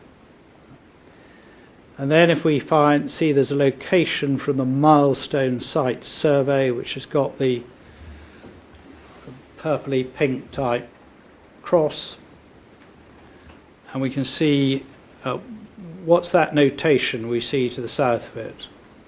The tadpoles, what do they show? It's the embankment. And is the site at the bottom or the top of the embankment? It's at the bottom. And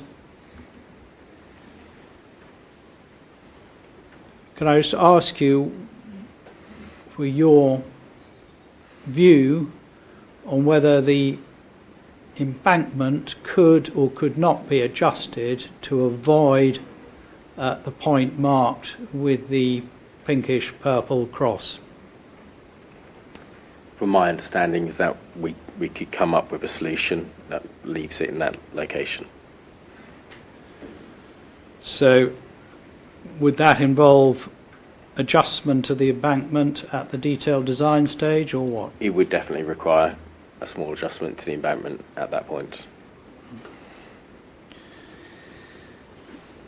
And I don't think we've got the actual heads of terms, but if we go to 6.59 in your proof on page 27, you say, as set out in the heads of terms issued in October 2024, that is which we know is correct. the right date, the applicant has undertaken to treat the burial site with appropriate respect. So that's at the bottom, 659. Yep. What does that mean? That we'll work effectively with them to give them the respect they need in terms of moving or finding a solution for that casket. Moving, If we needed to move it or if we didn't have to, but working with them to come up with a solution that allows that to stay there. so from what the answers you gave before, you were saying that the embankment could be adjusted to avoid that point. Yep. Is that still an option? In my opinion, at this point in time, yes. And the alternative, which you've just referred to, of moving the casket, if the saddlers wished that to happen, would that be an option? It is. So, applicant open to either of those solutions? Correct. Thank you. Right, let's move on from the burial site to the crossing points point. And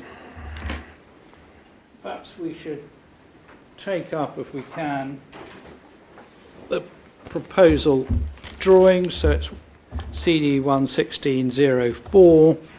Again, proposals, and we need sheets 11 and 12, I think.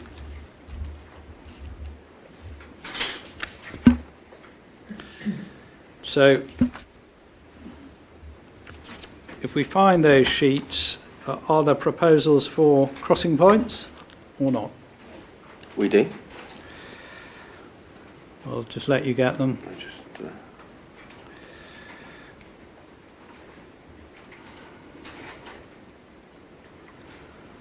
There is.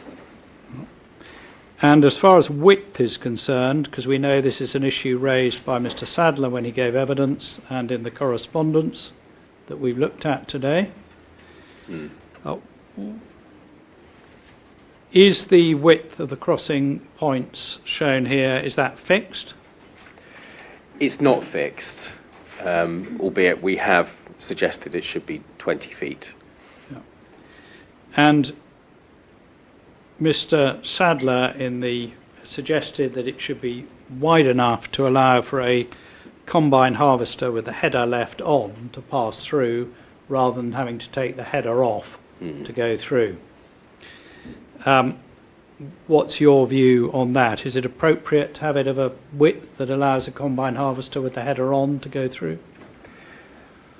My view is it's not. They have to come on and off the road often to actually take it on and off. It causes other practical issues, was our concern in having a 45-foot wide entrance, notwithstanding security, which is one of his main concerns anyway. So, but we are happy to talk it through further. It's just those discussions came to a grinding halt when an objection was made. Mr. Franklin, did you say it was your concern about security with the extra width? No, he has concerns about He security has. as well. Yeah, as well as you, I do as well, yes, Yeah. of course. in terms of the width, the crossing point. Well, when you have something that wide, you remember you've got obviously vehicles, and you've got a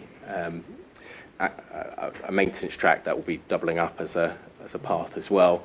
So there's people walking past. If you've got a gate which is low and wide, it causes certain design issues. But that's where we've got to, and we're happy to talk it further. But our view is that having one 45-foot wide may be a bit too wide.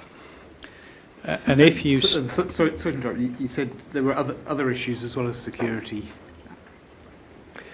Well, I mean, the other issue is actually being able to fix a gate that can hold the weight of a 45-foot wide gate, and also being able to run through an access point. You've got to open them both up. You then have to get your vehicle through, then close it, and to get through to the other side. It's just the practical natures of actually using an access, using a crossing point that we need to bottom out further. That would be going through. We need to discuss that further with them. And those concerns about the operation of it and the sort of physicality of are those your concerns, or are those Mr. Sadler's concerns? They are mine, but obviously he has asked how would the operation work, but we didn't get any further because that's where the discussions came to a close. And how does the provision which is proposed on the Sadler land compare to the provision made elsewhere? It's the same. So has any other landowner asked for a wider crossing? There has been one or two, albeit we have responded saying that we can't provide that. And if it was restricted to 20 foot and somebody who was driving a combine harvester and harvesting the crop had to take the header off, put it back on again, and was therefore delayed in taking the crop, is that something that would be taken into account in compensation or not? Absolutely. It would be part of their compensation claim that they need to produce. Yes. So the applicant's position is, in summary, that you haven't been convinced that a wider gate or crossing is appropriate here, and if there is a narrower gate as is proposed elsewhere, the solution lies in compensation. It does. Thank you. Now, that's all I'm going to ask you about, Mr. Sadler. So we've got two other headings to deal with, CPPF and then Houston Crest, Coat and Orchard.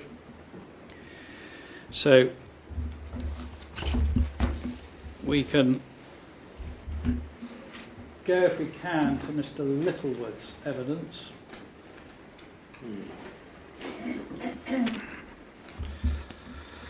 Which is CD 26-10-W1-3. And we need to go to page 24 in that evidence, 24 paper.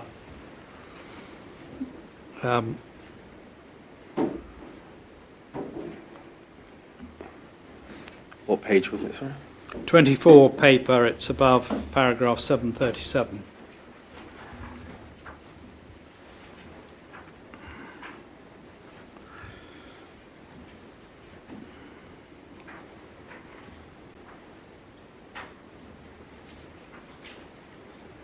Yes. And you'll see that there is a drawing there, so you can see the scheme as proposed, and Mr. Littlewood has drawn on a blue line. Do you see that? I do. And Mr. Littlewood says at 737, we were told by the applicant that they could not include curves in their scheme, and therefore the choice was to make our fields non-viable for agriculture, but go through the gap in the orchard, or to ensure our fields were viable and go through the orchard. We did not support either option. We questioned why curves cannot be part of the scheme, given that the busway is in effect a road. We were not provided with an answer. Just on the issue of viability of agricultural land, if the scheme goes ahead as proposed, the order is made and it's implemented, what effect would that have on the viability of the fields which lie south of the route? It wouldn't have much difference. No, I'm just asking about the scheme. I'm not asking about the difference. Yep. So What effect the would land it to the have? north would be No, the land to the south. would not be viable from Thank you. what I can see. So that wouldn't be viable if the scheme goes ahead. Yes. And now we can go to the question you wanted to answer, which is, if you put the curve in, would it make a difference to viability? Not in my opinion. So land to south, not viable for agriculture, whether you have the curve or you don't. Correct.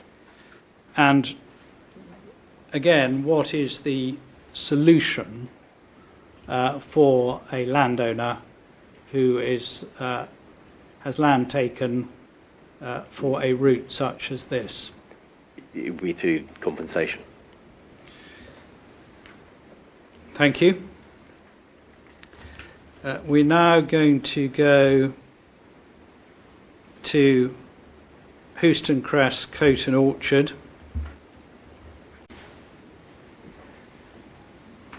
And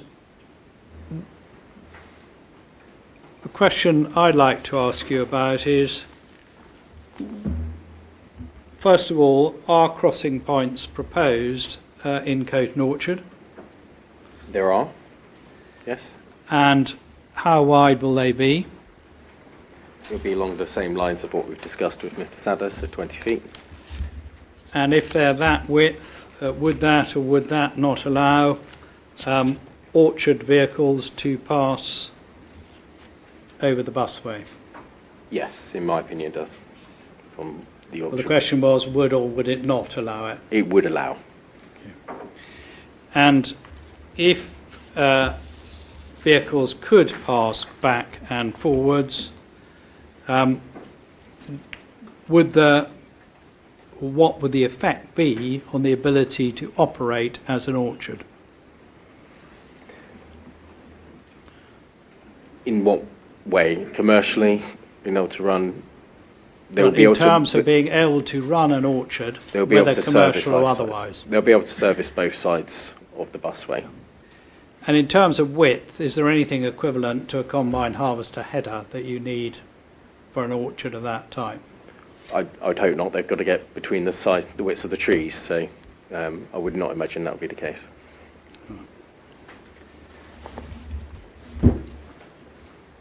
Thank you. Just to check one thing.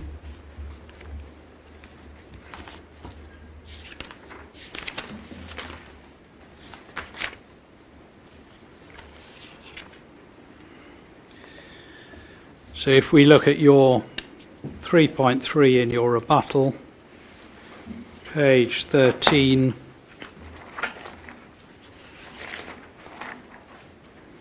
Yes. you say that the dimensions, that's the crossing point, are expected to accommodate the light manoeuvrable vehicles typical of orchard management, quad, stroke compact tractors, narrow trailers, and hand pedestrian operations. Thank you. And those are all the questions I've got for you at this stage. Thank you very much. Okay. Thank you. And I think this will be a convenient time to have a break. I'll make it about just before about 5 to 4. So just looking ahead at the rest of the agenda, I think we'll take a quarter an hour and we'll resume at 4:10. So the inquiry is now adjourned. Thank you. Thank you, sir.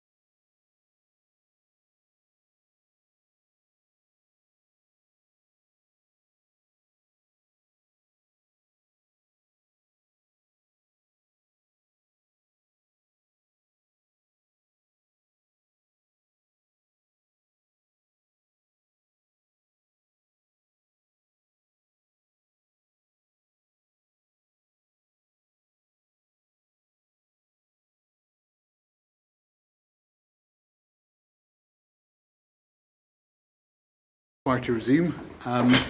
And I'm now going to ask Mr. Parker if you've got questions Thank for you.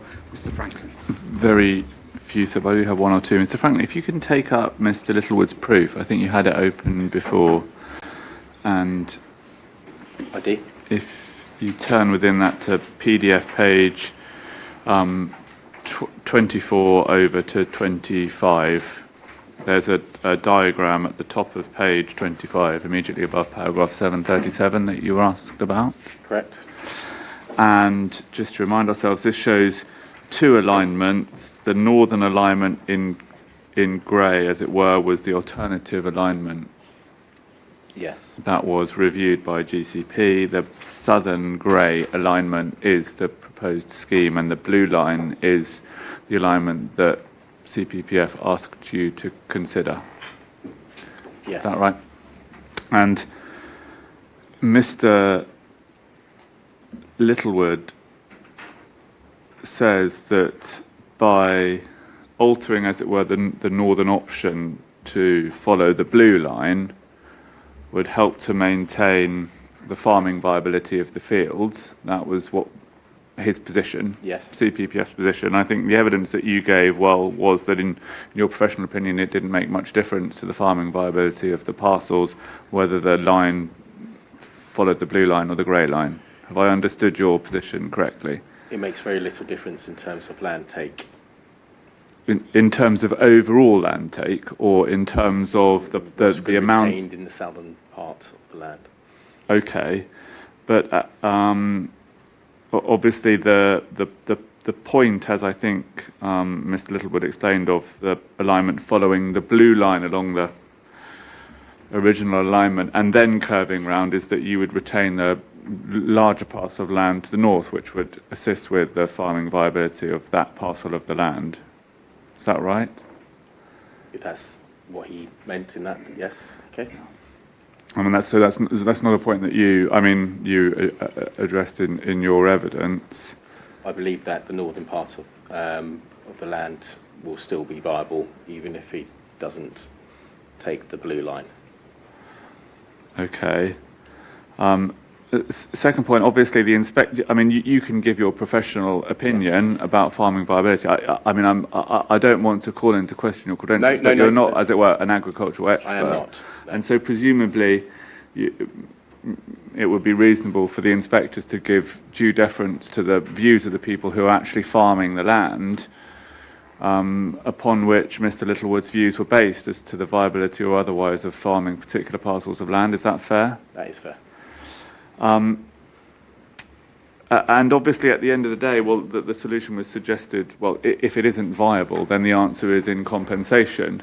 Correct. But of course, it's the owner's prerogative, if they don't want compensation and they want to maintain ownership of the land and they want to farm it insofar as possible, to do that. And irrespective of your views as to whether the land is viable or not, they're not obliged to say that the land is non-viable and to claim compensation for the loss of the entirety of the agricultural unit or field parcel, are they?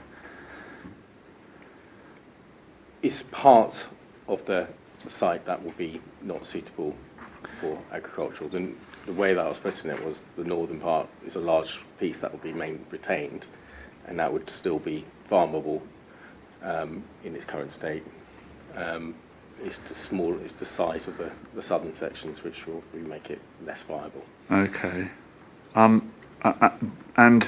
insofar as Mr. Littlewood's evidence is concerned, he explains that the reason that was given to him as to why the, as it were, compromise option that he was promoting, so the blue line on the plan, was not one that the applicant was willing to pursue, was by reference to the suggestion that curves could not be included in the scheme. We see that in his proof, and we see that he says, well, we weren't ever given an answer as to why our blue line wasn't an appropriate line to follow, and that wasn't something that you covered in your evidence. So is it right that the applicant hasn't provided an answer to that point? It wouldn't be appropriate for me to explain whether or not a curve is appropriate or not. That's down to design. No, I appreciate that, but obviously that was the reason that was given to Mr. Littlewood. Okay. Well, I mean that's his evidence as to the reason. I presume is that. Are you aware of that?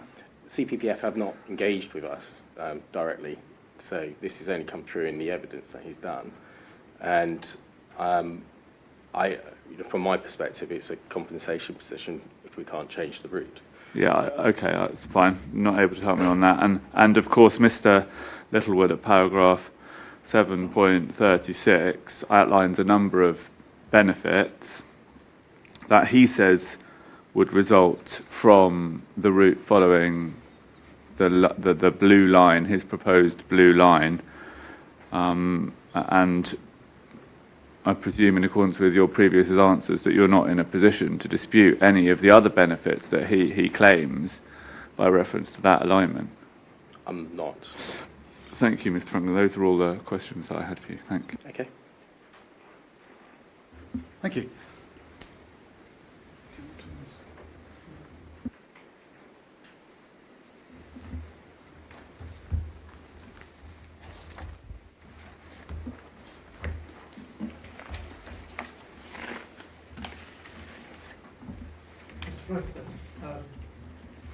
Sorry, just put the mic on.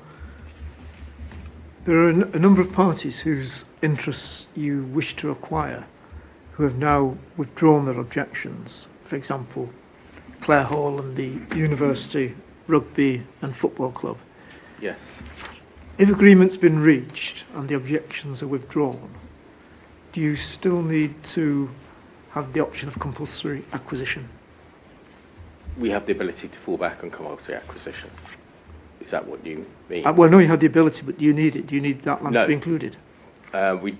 We've agreed via the agreement. It's an option to acquire their land. So could those parcels of land be excluded? From the order, Yes. yes. But you'd normally leave that in because the agreement would allow us to acquire it by exercising the option.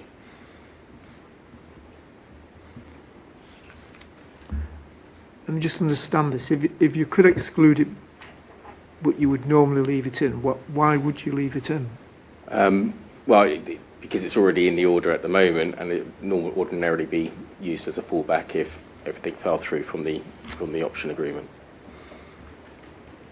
But it shouldn't. The option is fairly solid, and it will allow us That's to what acquire I was the going to land. ask you. Do you need a fallback if you've got an agreement with the party? Probably not, is the point.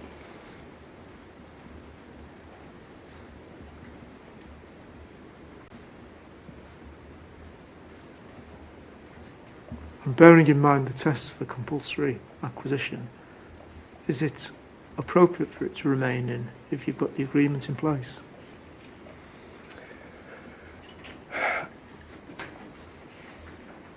In other schemes that I've been involved with, you would normally keep them in place, but arguably, as we now have the option agreement, we could remove it Okay. because there's no need to use powers. Yes, that's, yeah.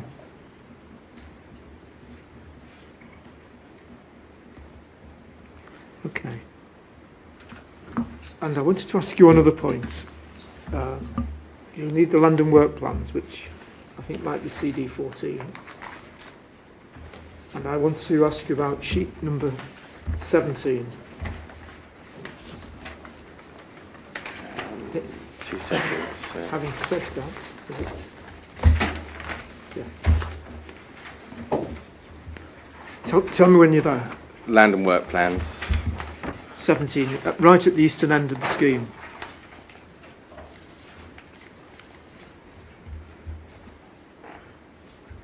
.17. Is that PDF page 17? I've no idea. Okay. It could well be. It's the one that shows the area where the route reaches Grange Road. I'm guessing it might be PDF 18 because there's a cover Yeah, sheet. there is 090. So it's the final page that... It is, yes. Sorry. Okay. Yeah. Yeah, that's number 19. Okay. I just just wanted to ask you about the reason for the extent of land acquisition either side of Bimbrook. It appears considerable, and I know that there's been reference to flooding in that area, but in terms of the scheme itself, we were talked about. Mr. Southern talked about this yesterday, and the additional extent of flooding that he recorded and is on the plans is extremely minor. Yes. So the question is, do you really need all that stretch of land going down from the route itself down to the northern edge of Goffway Estate? We don't need to acquire it. But that's So- what the, Sorry to interrupt, sir, but I know they're your questions and it's very rude of me. I'm just slightly concerned about Mr. Franklin asking these questions because it was Mr. Lonergan who gave evidence on the extent of the land required. Mr. Franklin, of course, can do his best, but I'm Yeah. very concerned about him being asked about right. that. Two But- points, Mr. Cameron. Mr. Franklin does mention the extent of land in 2 or 3 places in his proof. And the question I'm asking about this area of land doesn't really touch on Mr. Lonergan's area of interest. No, but perhaps Mr. Southern, who explained true. why the land was included. Well, I wasn't sure that he did. Well,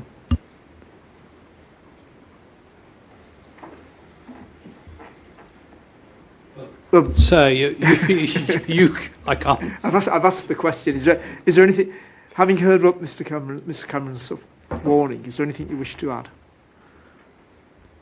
Is it a question you feel appropriate for you to answer? I don't want to put you in a difficult position. We're in negotiations on this piece of land at the moment with Jesus So you're in College. negotiations anyway. Yes, and we will need to have some control over that in the future, is our understanding. Okay. Okay, Mr. Franklin. No more surprises from me. Mr. Franklin, just picking up on some of the answers you gave. When you were responding to Mr. Parker, you said you weren't able to change the route. In terms of that, what flexibility are you given in negotiations? In terms of any flexibility about the route, presumably do you have to refer back to somebody else in the team, or? Absolutely, it's not my choice. It would need to go through design and whether or not it would work within the red line that we had. So. And in terms of your brief, I mean, what was your brief basically? Here is the layout. Please go and negotiate on that. Or were you given a brief where if somebody raised an issue, such as Mr. Parker mentioned about a slightly different route, to then go back to the team to discuss that? I think it's at the point in time that is raised. So obviously your design gets more fixed as you go along. So the earlier stages of discussions, and we did have some early discussions with CPPF's agent. I do not recollect that being raised with the agent at the time, and then they were no longer instructed to engage. I can only say maybe at one point you could have looked to make an amend, but as the design gets fixed, then the flexibility gets lower.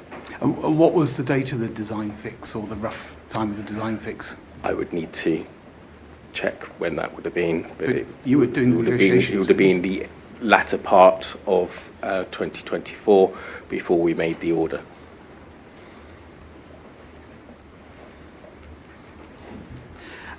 And on the same thing about flexibility, I'll use the example of Mr. Sadler, because that was one that came. And I recall when Mr. Sadler was here, I asked him what would solve what he saw as an issue, and he said a wider crossing. You said that a wider crossing isn't, is not possible. And I think you mentioned security, and also that the gate.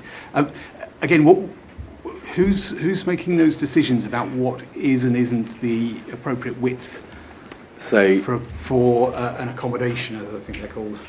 it's working with the designers and the experience that they've got, and also from discussing with other farmers that we've had, that there's also the practical point of a width that wide in terms of a gate, and that also comes from our designers. So you mentioned it's both from designers and from discussion with other farmers. When you mention other farmers, is that other farmers that you've talked to on this route, or more generally? I'm across a number of the other busways as well, so I talked to others on that route as well.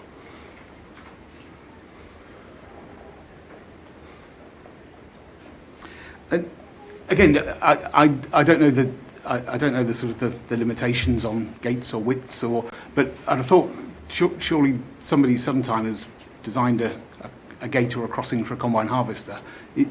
Is it because it's so unusual that you don't want to do it, or? I don't think I can say we don't want to do it.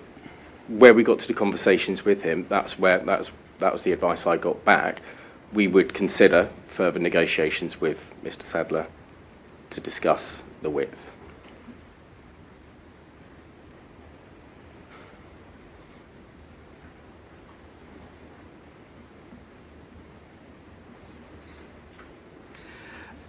Just putting it out there, when you said that, I mean, in your proof, you've described the approach in the latest government guidance for compulsory acquisition, which I won't go through the various bullet points, but in broad terms, it encourages front loading of sort of early and constructive negotiations. Now, accepting that.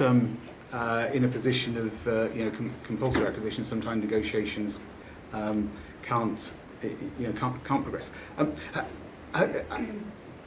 Given that we're actually at the inquiry now, and I noticed on your schedule there was a number of the updates where there's been no sort of material change. I mean, has there been sufficient engagement on your part with parties in order to make sure that you've fulfilled the approach that's encouraged under the government guidance about these things? And again, you mentioned with Mr. Sadler, if there is a negotiation to be had about a width, why hasn't that happened before we've gone to an inquiry? Why hasn't a solution been reached on that? Because they decided, so with a number of them objected, they did not want to engage any further. I can only work when they engage with me to understand their issues. We've tried to deal with that. We submitted, with Mr. Sadler in particular, we sent obviously heads of terms, trying to deal with all the number of the issues that they have raised.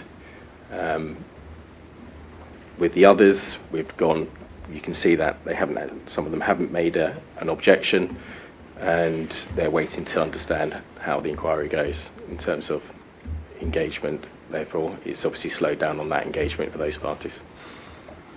And again, we heard from Mr. Peck at PX Farms. Yes. In terms of his concerns, a lot of those seem to relate to actually the way in which negotiations have been carried out, and timings and legal issues. And what have you been doing to sort of address those? Mr. Peck's issues mainly relate as a result of the works that we've been doing in terms of trench works, understanding surveys, and we entered into a license with him originally to allow us to do such works onto his land, and I think we have explained previously, there's we're not in agreement with his approach in terms of fixing all of the drainage that he thinks is affected. However, we are willing to take it further, and that's what we're doing at the moment. And those discussions with Mr. Peck are ongoing to deal with his complaints about the costs. It does not necessarily relate to design of the scheme and what's going to be happening on his land in the future, which I believe he is content with. Well, I think his objection raises quite a few issues about It's just what he said. He has no. My understanding is when he was cross-examined, there was he said he does not object to the scheme as such anymore.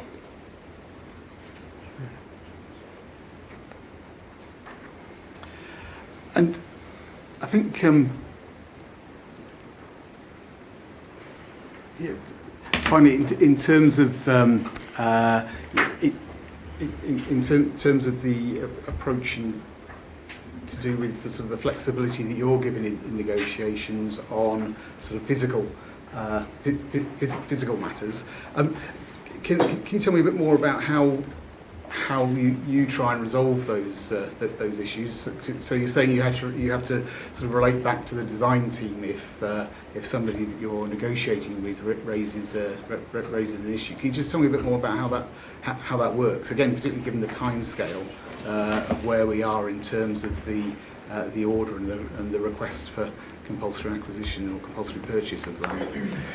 So we would have early negotiations with all the parties. We'd take back their feedback, and we would then discuss it with our in-house team. So that would include the design team, the solicitors, and the home project team.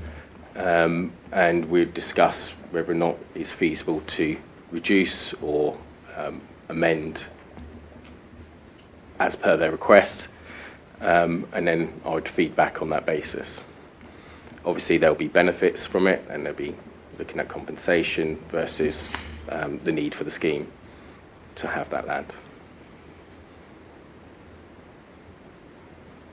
But surely you should be trying to avoid getting into a position where you're having to pay additional compensation greater than would be necessary.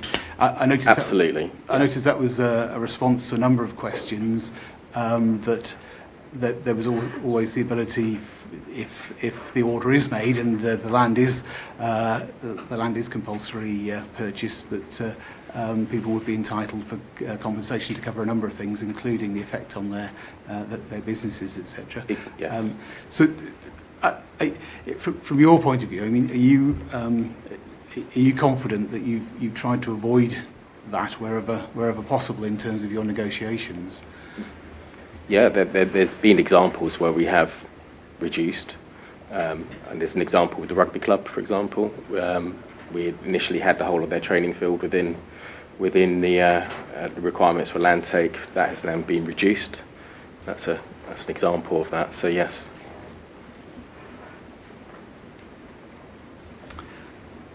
Okay, thank you. I think that's all the questions I've got, Mr. Franklin. So I'll now ask Mr. Cameron whether he's got any questions in re-examination. Okay. Thank you, sir. Just one area I'd like to ask you about, please, Mr. Franklin, and that's Mr.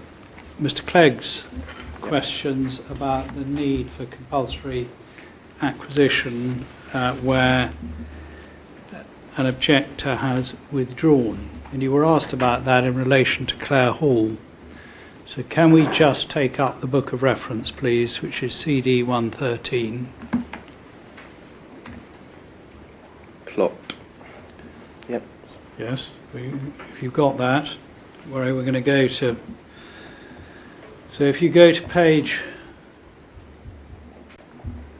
71 first, please. Just going to look at what Clare Hall's interests are. So if you go to 71, and you'll find plot 16164A. We'll just wait till the inspectors have got it.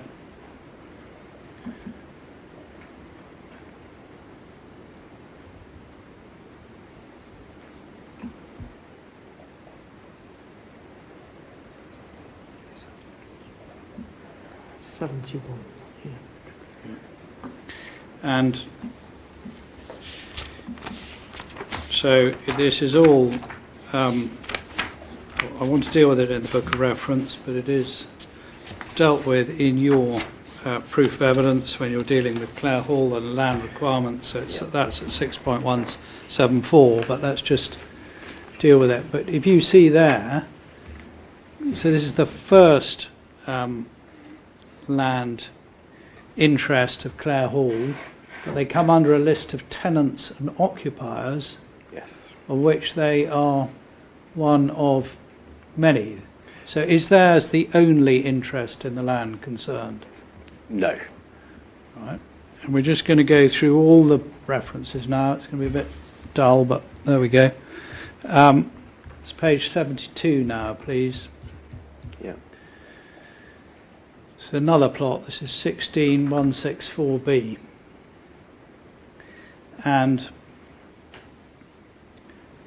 we just see there, what's their interest in the land? Are they a sole freehold owner or tenant, occupier? What are they? They're included as an occupier, and the reason why they're included was there was a thought that they may have an interest in a conveyance on the piece of land. Right. So let's just go through the rest of the entries. We're now going to go to page 80, please.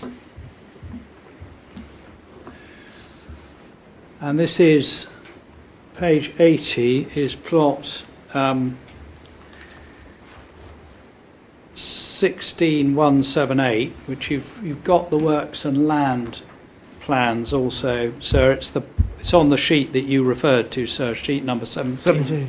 And it's the big plot of land which includes the rifle range track.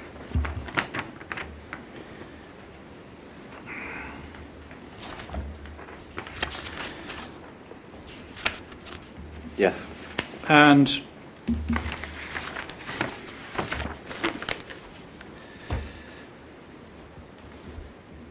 we have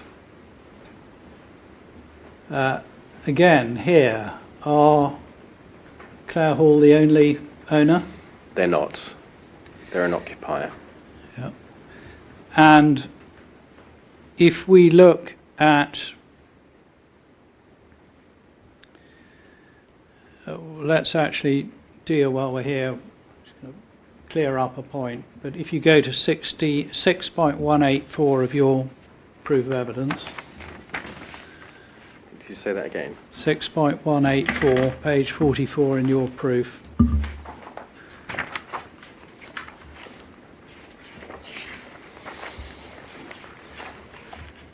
Yes. And you say there, it may be that this, when we get to the draft order, may be something that needs to be done, but you tell us in 6184 that plot 16178 was and remains registered to Jesus College. In the book of reference, it's St John's College. Now, if you don't know the answer, please don't say so, but who is the owner of that plot? It's the rifle range. It's 16178, referred to in your proof, Jesus College. right? And so is the book of reference correct or not, or would you like that to go away and check it? We'd need to go away and check that. Thank you.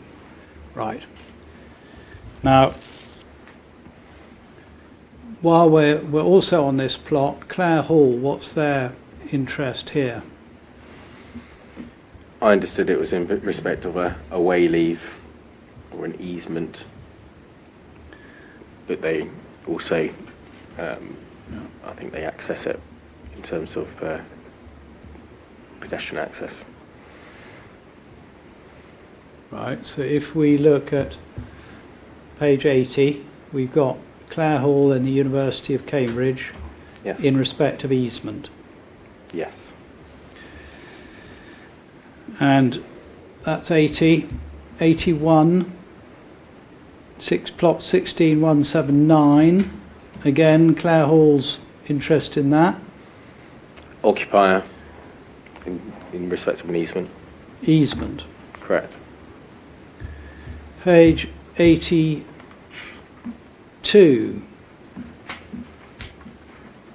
plot 17180, Clare Hall's interest. same in respect of an easement. Right. And 83.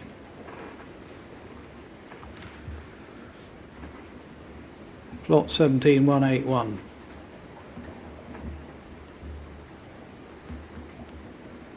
Easement. Thank you.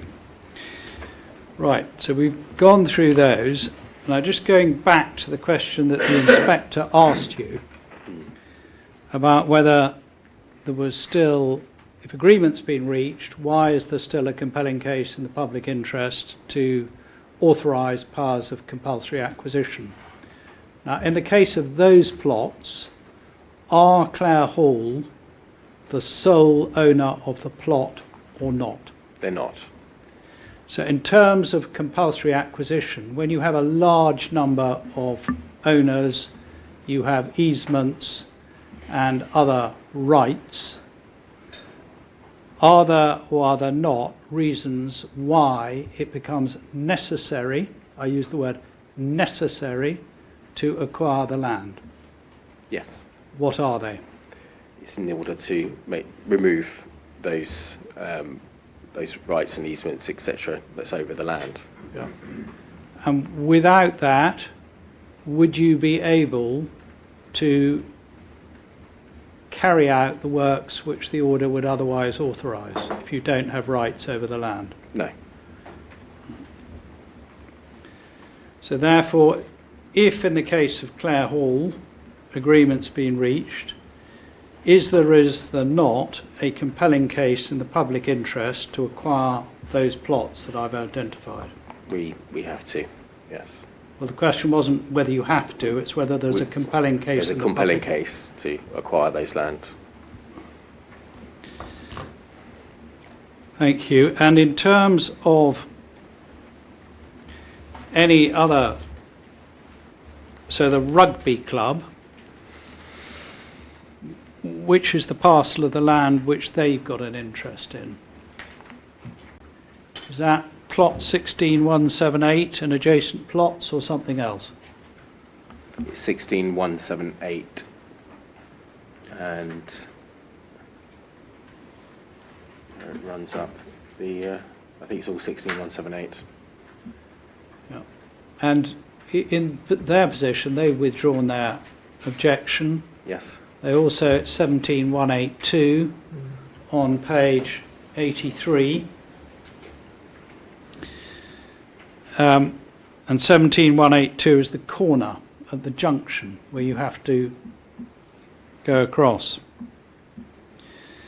Do you need to, is there a compelling case in the public interest to acquire that land? There is. And what is it? We need it for the purpose of our of the busway.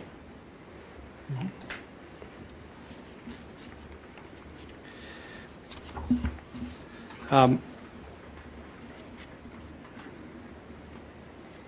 when you said to the inspector, in a way that you normally leave plots in, which doesn't answer the inspector's question, is there a compelling case? And the fact one normally does something Doesn't mean one think, you say it doesn't mean it's a compelling case. So what I'd like to ask you is, if you have uncertainty of land ownership or multiple land owners, is that relevant when considering whether you still need to include a plot and whether there's a compelling case in the public interest? It's definitely relevant. Yes. And why is that? Because you'd still need to get a clean title for the rest of it, because there's other interests in land that you need to acquire. And what are the risks if you don't? That we won't be able to build in it because there'll be restrictions over it. Thank you. No other questions for you. Thank you very much. Thank you. Thank you, Mr.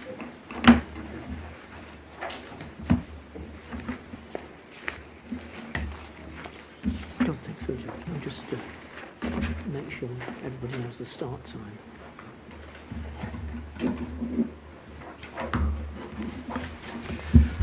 Right, so we'll adjourn for the day shortly. We're going to resume at 9:30 tomorrow, and Yes, so I've already mentioned the issue about the conditions, and I think Mr. Cameron was going to come back to us on that. We have been reviewing the conditions, and I anticipate in relation to what I can call the Clare Hall condition, condition 34, I think it is in that list that the City and District Council put in. We've been reviewing it, and we're likely to put forward a slightly different version of it, which does not depart in any way from what has been agreed with Clare Hall.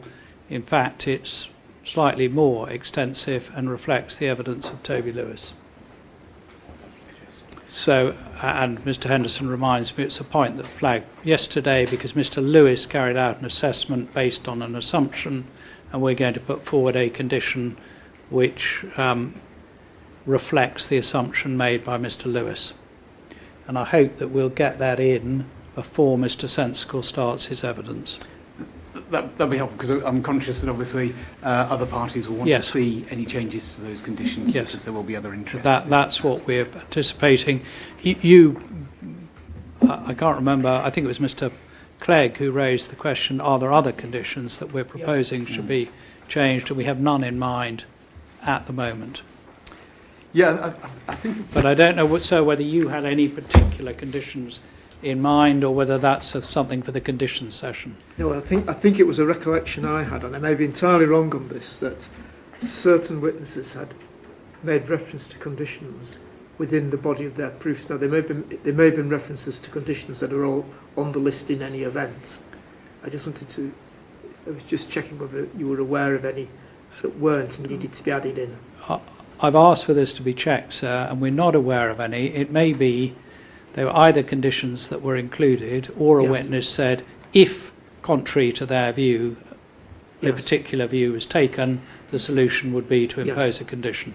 I mean, for example, Mr. Wilson yesterday on the listed building consent, if you got to base 5, having found against us on the ones before, the solution might be a condition. But we're not putting that forward because we don't, on the evidence, we don't think you get there. Yeah, and I think, if I remember rightly, I think Mr. Lewis had a draft condition in his proof, but I think that was a different one to the what I'll call the Clare Hall one that you're talking about. But what we're trying to do, sir, is to combine the two so that we faithfully reproduce the Clare Hall one, whilst also ensuring that the assumptions that Mr. Toby Lewis made are secured by condition. Okay. No.